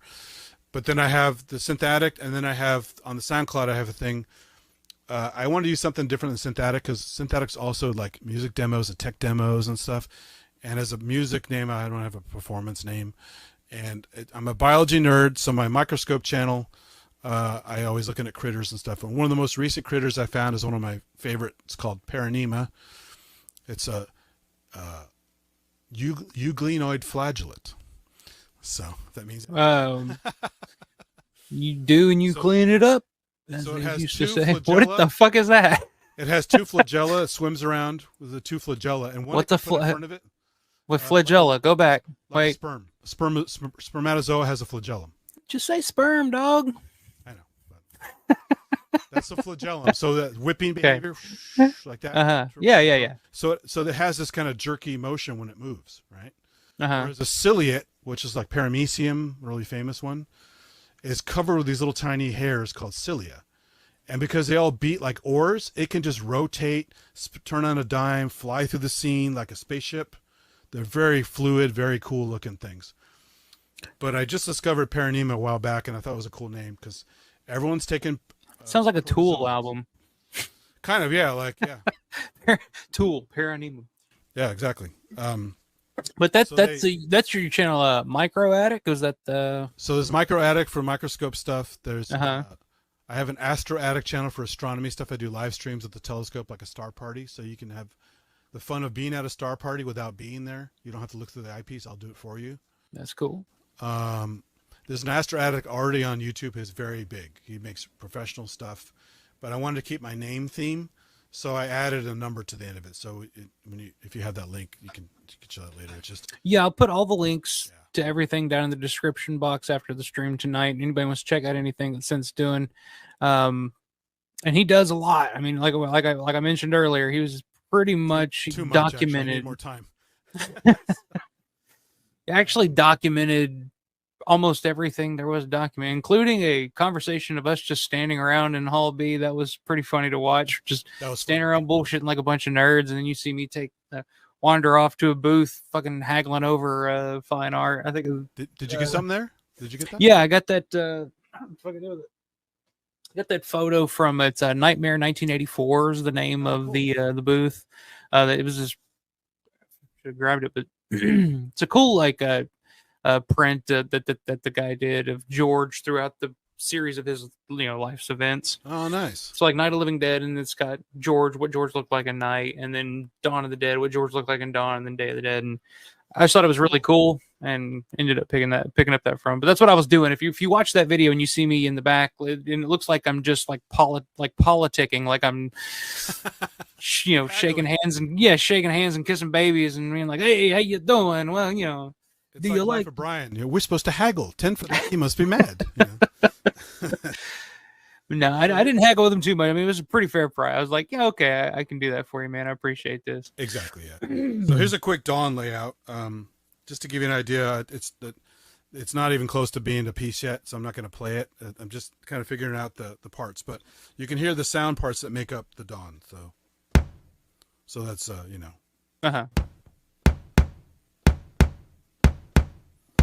So there's your kick. Mm-hmm. Here's your bass. Oops.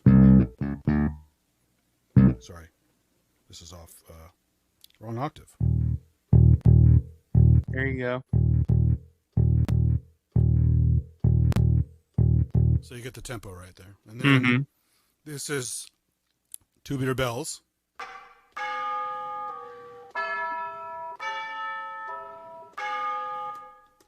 Oops. So there's your tubular bells for the different parts in the background. Mm-hmm. And this is a Mellotron choir, I think. No, this is the string synth with the phaser on it. Uh-huh. So you hear it sweeping through. Mm-hmm.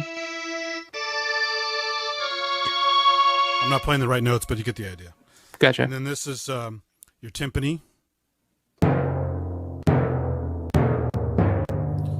That sounds just like the track. And that's what I'm saying. So you get all the right parts. And Right. This is supposed to be the lead that I haven't figured out yet because it's a fast lead. And I'm not the best keyboard player, although I have all exactly. So, Yeah. oops. There you go. So you have that part there. And then you have... No way I'd be able to figure that out. oh, this is a guitar crunch for later when it starts going.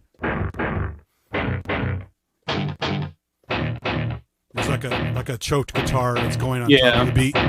And I got to get the pitch right. It's one of these. And then I think this is the Mellotron choir.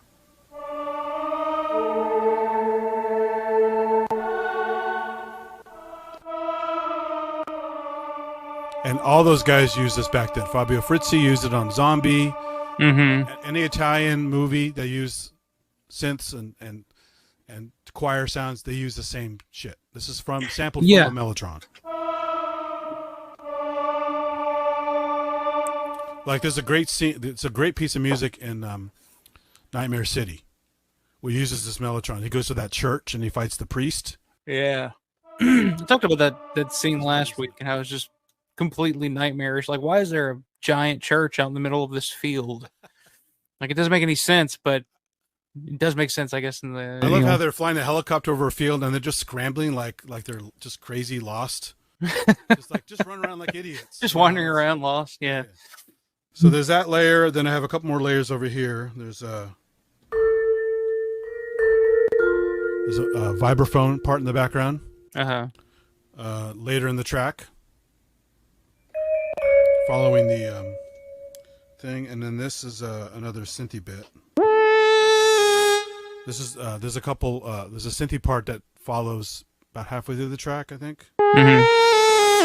And it's different than the other one. That's the right. Yeah. This one's a little simpler, a little thinner, but it also has. It's good because it kind of layers over like the second or third time it goes through that. This also has movement in it, so there's some automation, so it does a sweep. It's a filter sweep in there. It kind of sounds like what does that sound like? They're creeping up on you segment from Creepshow kind of has that vibe to it a little bit. Exactly. So that's one of the tricks of the old synths is because you did monophonic, one note at a time. You could not do chords in a lot of synths of the 70s, even some early 80s synths. You spent a lot of money. So like Mini Moog's a famous mono synth that everyone loves, right? It's all you could not do chords. You couldn't even do two notes at a time. You could do one note. So in order to have joining notes, you do this thing called portamento, where it's like it goes between notes. It goes so. It's kind of a sweep. It goes weep, weep. It's not just a beep, beep, beep, beep. It's a. When you do a bigger jump, you really hear it. That's portamento, also called glide. So portamento. Yeah, that's a hallmark of analog synths and anyone copying analog synths, because you're making, this is a monophonic. I can't do chords here. It's monophonic. So, and that's when you do like shredding guitar stuff. You also do like a kind of a portamento mono synth kind of trick to get some shredding guitar sounds as well sometimes. So those are the elements to make the Dawn of the Dead Morti Viventi track. There you go. Very cool. I need to sit and actually figure. Yeah, are you gonna figure out the shit? I have to, because good luck. If you watch my channel, it may take me a while, but most of the time I can bang these out pretty quickly. Like that one I played in the beginning, the Asian Japanese thing. I made that in 2 hours. So this machine, the workflow is so good. I'm able to play everything and not cheat and still get it done pretty quickly. Dawn is more complicated because it's a lot of sounds layered and a lot of organic. Yeah, I was going to say, it sounds like a lot of layering going on there. It's complicated, and you have to listen very, very carefully because the stuff interacts, and you might think you're hearing a chord you're not hearing because of the stuff interacting and the reverb from one versus the delay on another thing. And sometimes, if you're going to copy something and not just do an impression of something, right? So I might just do an impression at some point if I get too tired of trying to master it. Do your own take on it, man. Put your own spin on it. I might just do that because I heard the one you did on one of your streams. The opening track you used was someone's version of it. It's like someone redid it with their own flair, right? I don't know who made that track. Do you remember? Oh, which one? One of your opening music bits on. Was it the Goblin? It wasn't made. It was clearly a cover, but it was a reimagining cover, not a real cover. It's probably Blacklight Automation is the name of the. Okay. And it has some samples in it too from the movie. Yeah, I think so. Yeah. Okay. It's got a very good cover. I mean, I enjoyed it a lot. Yeah. But it's not an accurate cover.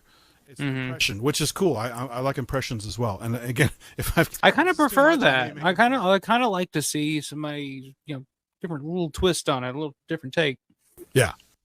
But so that's the next project. Very cool, man. I don't have any horror art to share. I mean, I have lots of posters and stuff over the years and magazines, all kind of tucked away. But I did get this from the video store when I used to work there. I mean, this is from that long ago. not my favorite movie, but here's a standee of Freddy. Oh. From Nightmare 2. So, and you got that while you were working at a the video store. Okay. So I broke in the 2 so it's easier to transport, but I took the backing off so it's flat, easier to carry. Uh-huh. But it was a stand-up thing. I had a raw deal one from Schwarzenegger. I had a whole bunch, everything that came through the store. They let me take it once they were done with it. So, so I got some free. That's pretty goddamn cool. And but I don't have too much else. I mean, I have these are cool. If you ever saw these figures that came from American Werewolf in London, the Nightmare Werewolf features the Nazi werewolves. I don't think I've seen that. I've seen American Werewolf in London, but I don't think I've ever seen that figure. There's the one with the machine gun, and there's this other one. This is from that nightmare sequence where this family gets slaughtered by the Nazi werewolves. And this one had a knife, and he's got this monstrous face like, this is Rick Baker, great Rick Baker stuff. So American Werewolf in London. And I have a really bad knockoff of the Friday the 13th mask. So, I think that's rite of passage. Everybody's got to have a Jason Hockey mask. Rob asks sci-fi. So Rob asks when Queens of the Dead is coming. Have you looked into this at all? Have you read anything about it? It's Tina Romero, George's daughter. I guess she's making her zombie movie, Queens of the Dead. Talking about that, yeah. Is that really in the works, or is it just talk?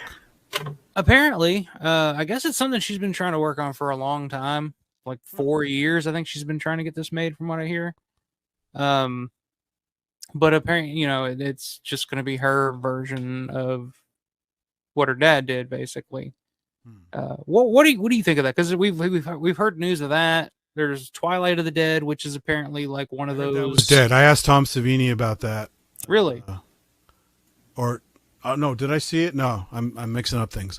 He said it at a con that it's totally dead, and he doesn't want it to be made anyway because he knows it's going to be terrible.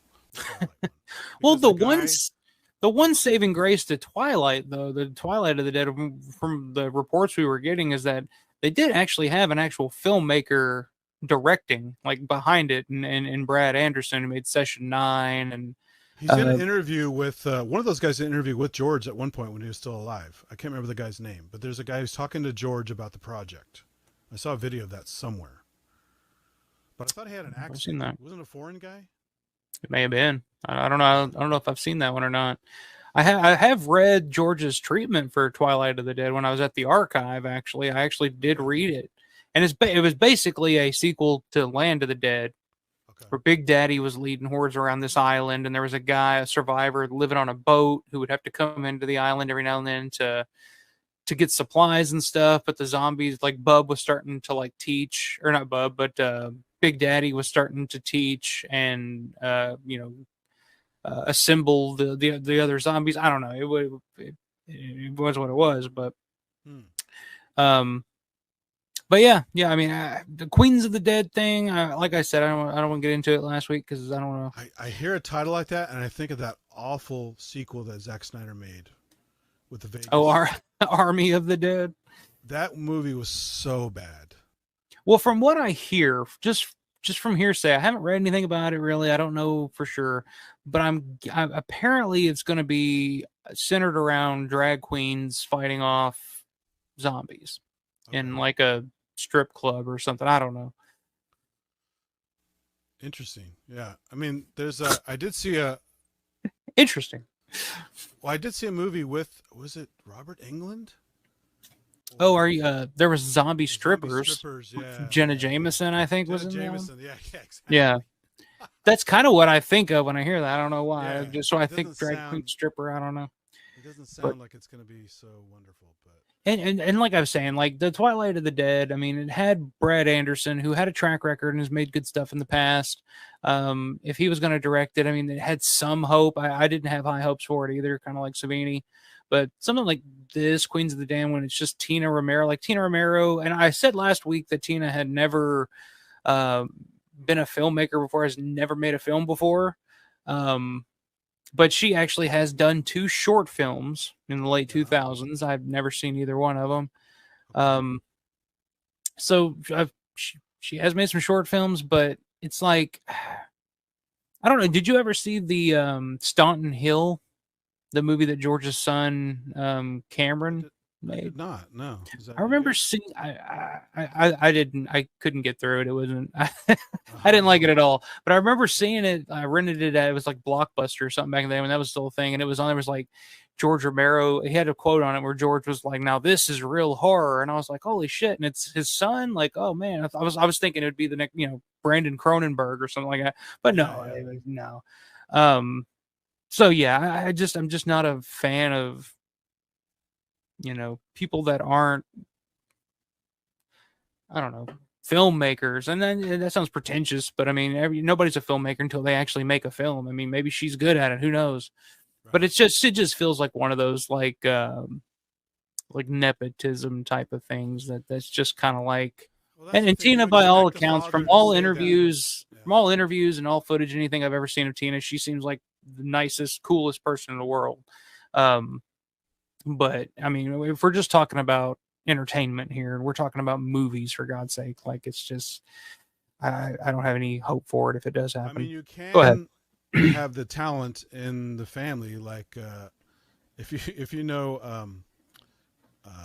George Cosmatos did all those action movies in the '80s, and then his son Panos did some crazy stuff like Mandy and stuff like that. So Yeah, I his stuff mean, is better than his stuff dad's work. like I said, Brandon Cronenberg is a good example. Like I love David Cronenberg. His son Brandon, I think, is one of the better horror sci-fi filmmakers here recently. Have you seen Possessor or Infinity I Pool haven't. yet? No, I have not I seen that. would recommend checking them out. I like Possessor better than I like Infinity Pool, I mean, I'm a but huge David Cronenberg fan, so the bar is already it's set pretty high. So yeah, it's different. It's definitely, you can definitely tell like yeah, he was his dad's David Cronenberg. And not in like a hokey kind of way either. Not even just kind of like he's doing what his dad did, but he's he's not kind of doing, imitative. He's doing his own yeah, thing. he's doing his own version Okay. of what Well, kind of that's his good. dad did. So I highly recommend it. I like Possessor better than Infinity Pool, but both are definitely worth checking out. There's definitely memorable. There's shit that you will not forget in those movies That's for cool. sure. But yeah, Queens of the Dead. Yeah, looking forward to it. Do you want to try something real quick? I have a breakdown of the parts that made the opening stinger in Dawn of the Dead. If it will play through the share, do you think that will work? The present. Have you tried that before? Playing audio through present. I don't think so. I can try it real quick. Let's just see. Let me just get this up. Rob says, oh my God, I would have loved Big Daddy Part 2 as long as Eugene Clark plays sax. Oh, I mean, that's it's a hit immediately if they have Eugene Clark's music involved. I mean, of course. Have you heard about Chris Stuckman's independent movie show? Because I don't know who Chris Stuckman is, so I Stuckman's don't. a movie reviewer turned filmmaker, and because he became a filmmaker, Well, that always works out. his movie reviews are much gentler, as you would imagine. He doesn't want to burn any. Oh, I've heard. Yeah, I've heard. Okay, I just didn't know the fucking name was, but I've heard people talk about that before. And so basically, since he started making movies, he's kind of afraid of people shitting on his movie, so he's trying to be nice to everybody else. Pretty much. Yeah. Yeah. You can't be both. You can't be a critic and a filmmaker. Like some Yeah. people do, some people teach, type of thing. You know what I mean? Like, Yeah, it doesn't. That doesn't just, work. I I know mean, people want to try it, but you end up having you can't be honest conflict if of you got. interest. Yeah, exactly. You can't be honest about shit if you're a part of that world. Like it's and you're trying to get ahead in that world. I guess like there's no. I mean, you should be able to. You should be able to just be completely honest and still, if your work is quality and worth seeing, like it should still get ahead. But I think maybe that just, I haven't seen this independent movie, Shelby Oaks. That's my sister's name, Shelby. So that's cool, I guess. But, it makes me kind of question whether or not it's even worth checking out. But Let me see if I can present this real quick and see if it actually works. I can't remember if this works properly or not. Window. So I've got. so what are we looking at here? This is a breakdown. Oh shit. Okay. There's a breakdown of how they made the opening. Something just popped up on my screen down here, and I didn't know what had happened. I was like, I've been hacked. No, it's waveforms. You see Okay. the waveforms there? Yeah, gotcha. So this is just a poor man's analysis of opening stinger in the theatrical Dawn of the Dead. So, can you share that? Let me see if I can. Okay, cool. There we See go. if you can hear it. I'll play part of it. Tell me if this actually plays. Okay.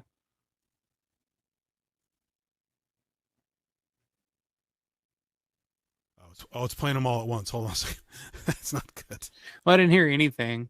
You didn't hear anything? Wasn't hearing it. Maybe it can't present. Okay, maybe it presents only for visuals then. Yeah, I think that sounds right. Okay. Well, I don't know. I should be able to play it. And they're setting that. Is it just Hang present, on. right? Nothing. Yeah.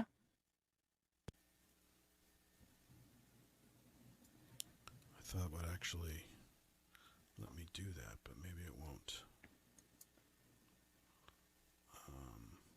Well, that's too bad. What I can do, because I unfortunately don't have it loaded on something I can play over the headphone jack that would go where this group box is going. So I can't play it over the stream from my other device, like a phone or something. What I can do is I can just do a quick little video, and I'll send you a link later, and people can check it out. Okay. It's just basically, it's the opening. I thought there was a way that you could. I don't know. I haven't really played with that before. Yeah, but it's just, in a nutshell, it's just the opening stinger. Which is incredible, by the way. We should talk about that for a second here. Is just George's ability to edit that music together for that opening like that, because the original Cans cut or whatever, it just kind of opens. It's just the library music, yeah. Right. But just the way George meshes all that into one thing, it's pretty incredible. Damn, so he basically took. It's funny because I think he got some other Goblin cuts that weren't even on the 20th anniversary release of Dawn of the Dead. See, I've always wondered that too. Like, I've always heard shit that I've never heard, like, on any of the soundtracks or anything like that they released. But I don't know if it. But see, the thing is, I don't know if George just took that music and either just slowed it down or speed it up, because that's what he did with the Martin soundtrack. When Rubinstein first gave him those tracks, he would speed it up or slow it down to fit the mood of the music. Well, it's funny you mention that, because the fourth sound I was going to play you is the very end of the motorcycle chasing in the European cut.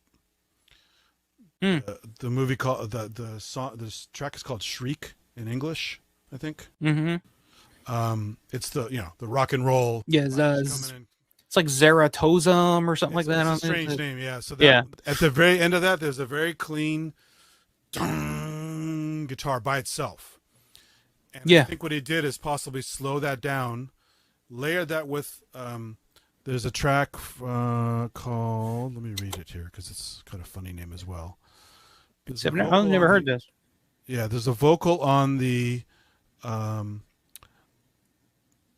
of Madness, Al Margine della Folia, something like that. They call Edge of Madness track. There's a cut on the 20th anniversary, and it has that exact zombie kind of effect, which is them running their voices through like a flanger and some other effects. It's really clever the way they did that. And then there's another piece, which is the Mellotron Choir, which is the alternate cut of the opening Morti Viventi track, which is just a that's yeah. And he took that, and then the music bed of Cosmogony Part 1, and made the opening stinger. So it's pretty insane. What's so cool that we can, but it's like, I feel like he made it to used to make it. But although the zombie vocal has some other shit in the background, this modular synth, whatever he's playing with, which isn't clean. So he must have had clean, isolated tracks of all those sounds, and he was able to layer them. So. Yeah, it's pretty incredible. Just George's use of fucking sounds like that. He needs more credit Like, And this was like pre-computer and shit too. Like, well, he's got all those reels. Even when he's doing the edits, he has like all those Mhm. film reels, and he's got some audio reels, and it's just like, Jesus Christ, they keep on Yeah. straight. You know, God Almighty. that video that Lawrence put up of him with the actor from Diary of the Dead, who's a director now. Did you see that clip that Lawrence put up of that show? He wanted to meet with George and show how filmmaking was done in the 16mm days. If you haven't seen that, I don't know if I've seen that. Latest, it's very good. And they even have a panel interview at one point with Russo and Striner talking about Night. And Okay. it's really, really good. But George, actually, they tried to shoot Expostulations, which is a missing movie of George's no one's ever seen. Uh-huh. And so George, I've seen part of it. yeah, Like the whole from his thing. memory is trying to reshoot it with this guy. Really? In the process to do through film. At some point they go, you know what? This is too much. Let's go to digital. So they took all the film they shot and edited in digital. So it's cool. That's pretty fun. I don't know if I've ever seen that. Check But it I out. have It's really I have good. seen a bit of expostulations. I was talking to Chris Stavrakis about this at LDW.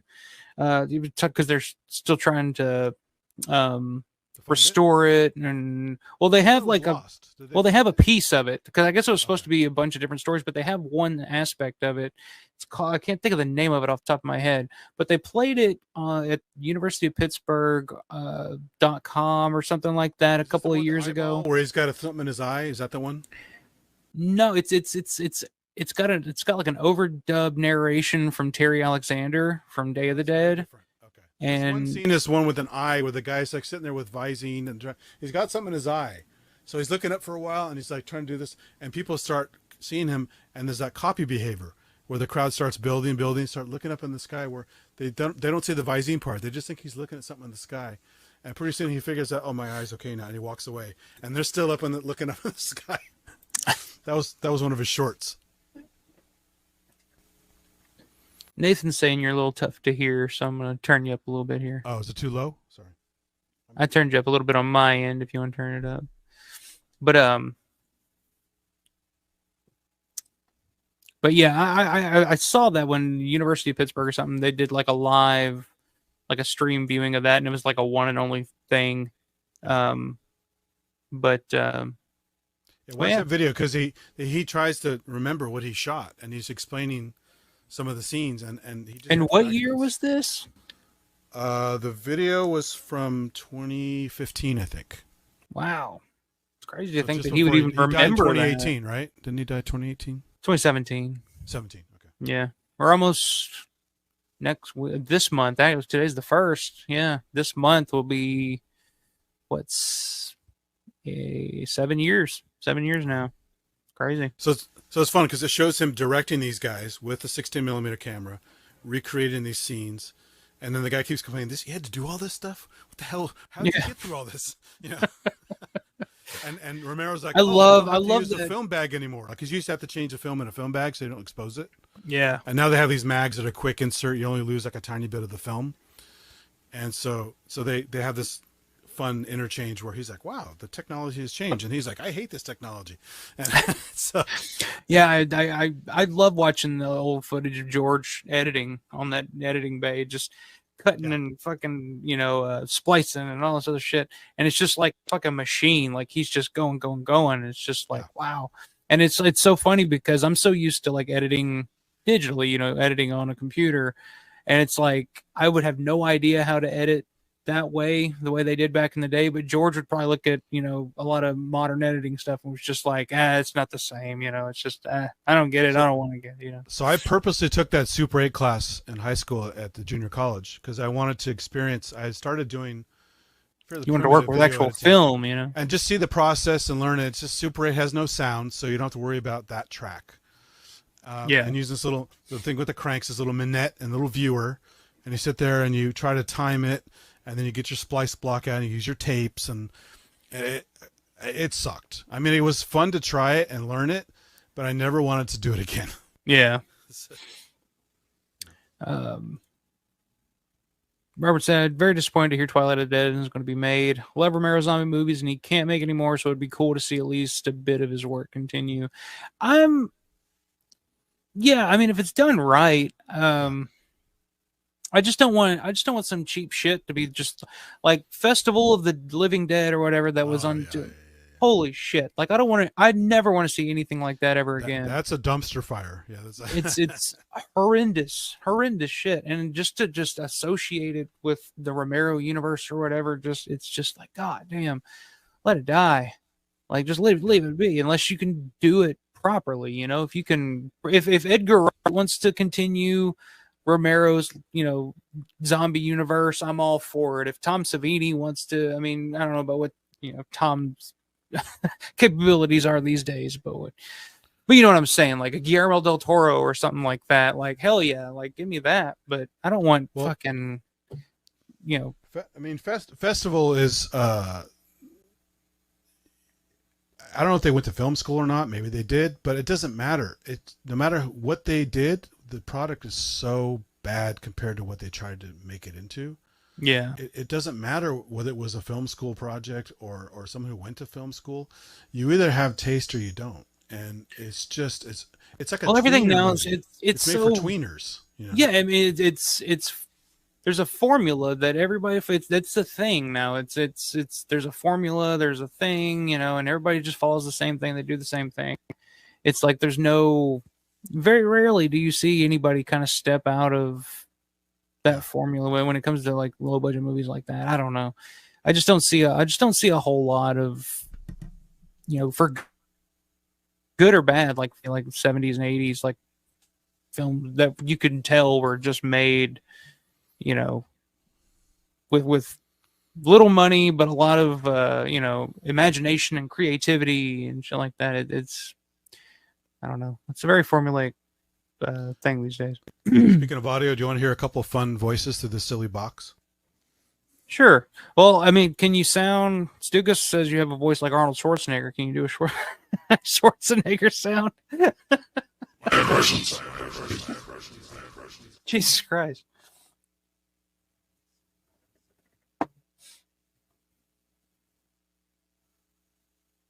Yeah, isn't that the movie, Rob? The Edward Furlong and Forest Hills with Shelley Duvall.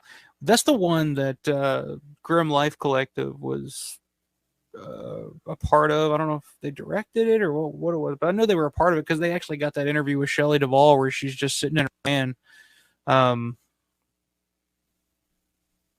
that was a little awkward. I guess she didn't want to get out of the van, but this is more of a sci-fi sound. The robot is losing power.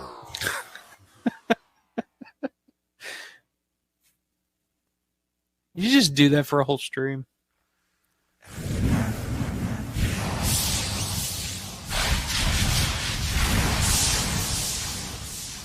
How many hours of your life per day do you just sit there and just go through all these voices just to entertain yourself? Because that's what I would be doing. I did, but not anymore. So. 10-4.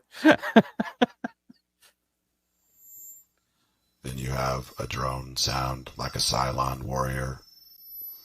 It's kind of nice. Except for that fucking feedback there. Yeah, I have it too loud. This is called flutter. Yeah, it sounds like you need to cough. Yeah. It sounds like you got a bunch of phlegm. Speaking of Beatles, this is a Beatles. I Am Walrus. You are me, I Am Walrus. Yeah. Jesus Christ. All right, enough of the voices. It's a little off-putting. It's like you were attacking me with your voice for a second there.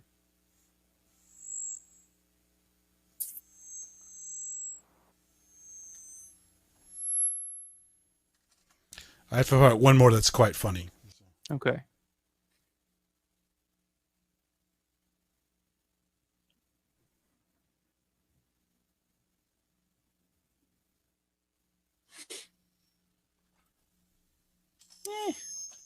Actually, two more. This is a fun one. It's Gregorian chant. Oh, I love Gregorian chants.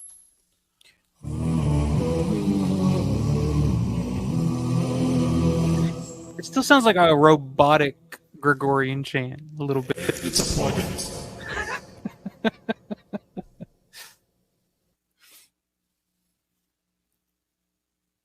All right, give me one more. And I think we're gonna call it a night. Monday. Okay, I gotta get to sexy. work tomorrow. Hi, sexy. How you doing? I don't know if that is that supposed to be a woman or Kind or a of, dwarf. yeah. Well, yeah, you have to come in with a certain voice to treat it properly. So I might be going too low. You have to go a little bit higher. Like, hello. That's not bad. That's not bad. You're starting to. I've You're actually starting to fooled sound people with kind of. this. I've done prank calls with this, and they went, "Who are you?" Well, see, now that kind of sounds more like a little boy or something. Now I feel weird saying that it was. Well, it depends how you approach it. If I talk a little bit higher, or just a little bit lower, you get different. Yeah, you go a little lower, then it starts getting into like 8-year-old boy territory. it's a little uncomfortable. Hello.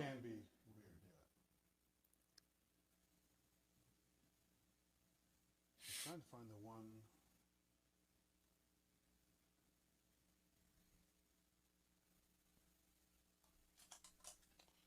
And you're. I was trying to find the one. There's an opera singing one where it turns you into an instant diva opera singer, like you're doing some Wagner or something. It sounds really cool. I can't find it. So there's too many presets. Yeah, Grim Life Collective. I found them out a little while back.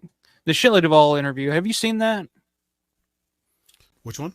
There's a channel on YouTube called Grim Life Collective. Oh, no, I've seen their stuff. Yeah, is there a Shelley Duvall thing on there? They interview Shelley Duvall, and she doesn't get out of her van. She gets interviewed in her van, and she's just, you can tell the van is like a hoarder's van. Like there's all She's kinds still of chain smoking and stuff. Yeah. I don't remember. It's pretty disturbing. Yeah. I feel bad for her, and I know everybody's like, oh, yeah. A lot of people try to blame like Stanley Kubrick or whatever for it, but yeah. There's a great picture somebody posted recently of her with Danny on the set of The Shining, smoking. Oh, really? And she's just sitting there with her pose. Danny smoking with her? And Danny's just sitting there like, but she's like at this pose, like she's smoking with her cigarette like this. She was an actress, big time Hollywood actress. Exactly. Yeah, Nathan. She's in pretty bad shape, sadly. Stugas. I know she wrote children's books. See you next time, man. Have a good 4th of July rest of the week, man. Nice. Get you some sleep off whatever you've ingested tonight. It's always fun having you in here, man. I appreciate you stopping by. But yeah, man, I appreciate you coming on. Hop off here. I don't think I can do another 4 hours a night on a Monday night. I got to go to work in the morning, but it's been fun, man. I don't even think I got through all the questions. Last question, by the way, 10 question, best concert experience. Go. That is a tough one. One of my first concerts, because I kind of came late to concerts, unfortunately, just because of, the friends I hung out with and my parents not really being into my kind of music at the time. Right. So I kind of basically had to, they're expensive. You go to some kind of crazy areas. So you couldn't just go. I'm not living in the big city. I'm living in the suburbs. So my first concert I really remember was watching U2 and Peter Gabriel and Amnesty International concert in the 80s. It was really, really cool because the two bands I liked at the time a lot, and just to see them live and to hear the sound, and there's some other cool stuff there too. But it's not my favorite, but it's just a really good memory because it was my first really intense concert, experience. But like I saw Radiohead at the Greek Theater in Berkeley one time. It was an amazing show. Those guys are crazy talented. I bet that would be really good. Like I'm not the biggest Radiohead fan, but I would believe that seeing them live would be. Well, the fog rolled in and kind of enveloped the stage and the lights, and they were shrouded in fog, and it just was this magical. Because they're playing some weird shit, and the guys are changing off. There's like 2 drum kits on stage. They're changing off instruments. They're all multi-instrumentalists, even the singer. And it's like, this is crazy, right? I mean, I can't believe what I was seeing. So that was a really good show. But I've been to a Jean-Michel Jarre concert. Was really good. I've been to a Tool concert that was amazing. So I'd love to see Tool. It's so hard to pick. It's like your favorite movie, It's yeah. Like, You know what my first concert experience was? What's that? The Scorpions. Oh. Dio. Deep Purple. Wow. So Ronnie was singing for both at the time? The Dio and Deep Purple? No, just Dio. Just Dio. Deep Purple, I think the only original member in Dio that played that night was like the keyboard player, maybe. Wow. maybe guitar. I can't remember who the hell it was, but I didn't think Richie. Blackmore. Yeah. Yeah, he wasn't even a part of the group at that time. Wow. But I was 13 at the time. I was like, hell yeah, this is awesome. Yeah. That's cool. But appreciate it, man. I appreciate you hopping Yeah. on. Everybody check out Synth Addict on YouTube. I mean, you actually have at Synth Addict, no numbers or anything. It's pretty. It's unique enough. I got that one, but Micro Addict, I had to add a 1 to it, unfortunately. So Okay. And yeah, like I'll put all the links to anything that Synth's got going on right now. Put it down in the description box below. You can check it out. Make sure you subscribe to his channel, like his vids, subscribe to this channel if you're watching for the first time.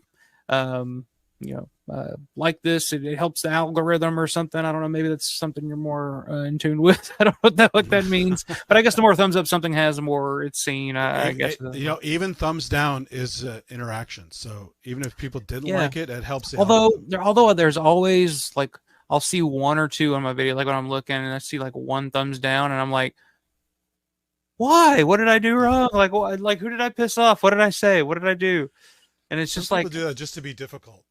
They're like trolling. Yeah, well, I just assume they're just like, this is not for me, and they hit a fucking thumbs down and move on, and that's fine. I'm totally fine with that. Like, some people like they're just like, who the fuck is this guy talking about George Romero on every stream? Everything he does is George Romero. This guy's got to be out of his mind, and they're right. But that's the channel is called Alpha Romero, so yeah, I mean, it should kind of give it away, Yeah. Although when you look my name up on YouTube, the fucking cars pop up, Alfa Romeo cars pop up. So it's hard. First time I tried to find you manually, I'm like, God damn this! Like, I know I fucked up. I thought the name Alfa Romero was cool because of the car. Like every time I saw the car name, that's all I could think of was Alfa Romero, and I was just like, I'll just make my YouTube channel that name because that's a funny name. And now like trying to get people, it's like, I'm Alfa Romero on YouTube. It's like, really? All I see is cars. Like, what is this? I'm like, shit. All right. So my goal now is I got to get the channel's got to get bigger than the car. So that's my only way out. For sure. But glad everybody in the chat. Glad to see everybody. Rob Lucas, good to see you, man. Nathan saying Dio rules. Yeah, I mean, that blew me away. That's probably my favorite act of the whole concert. Soundgarden. That would be a hell of a first concert.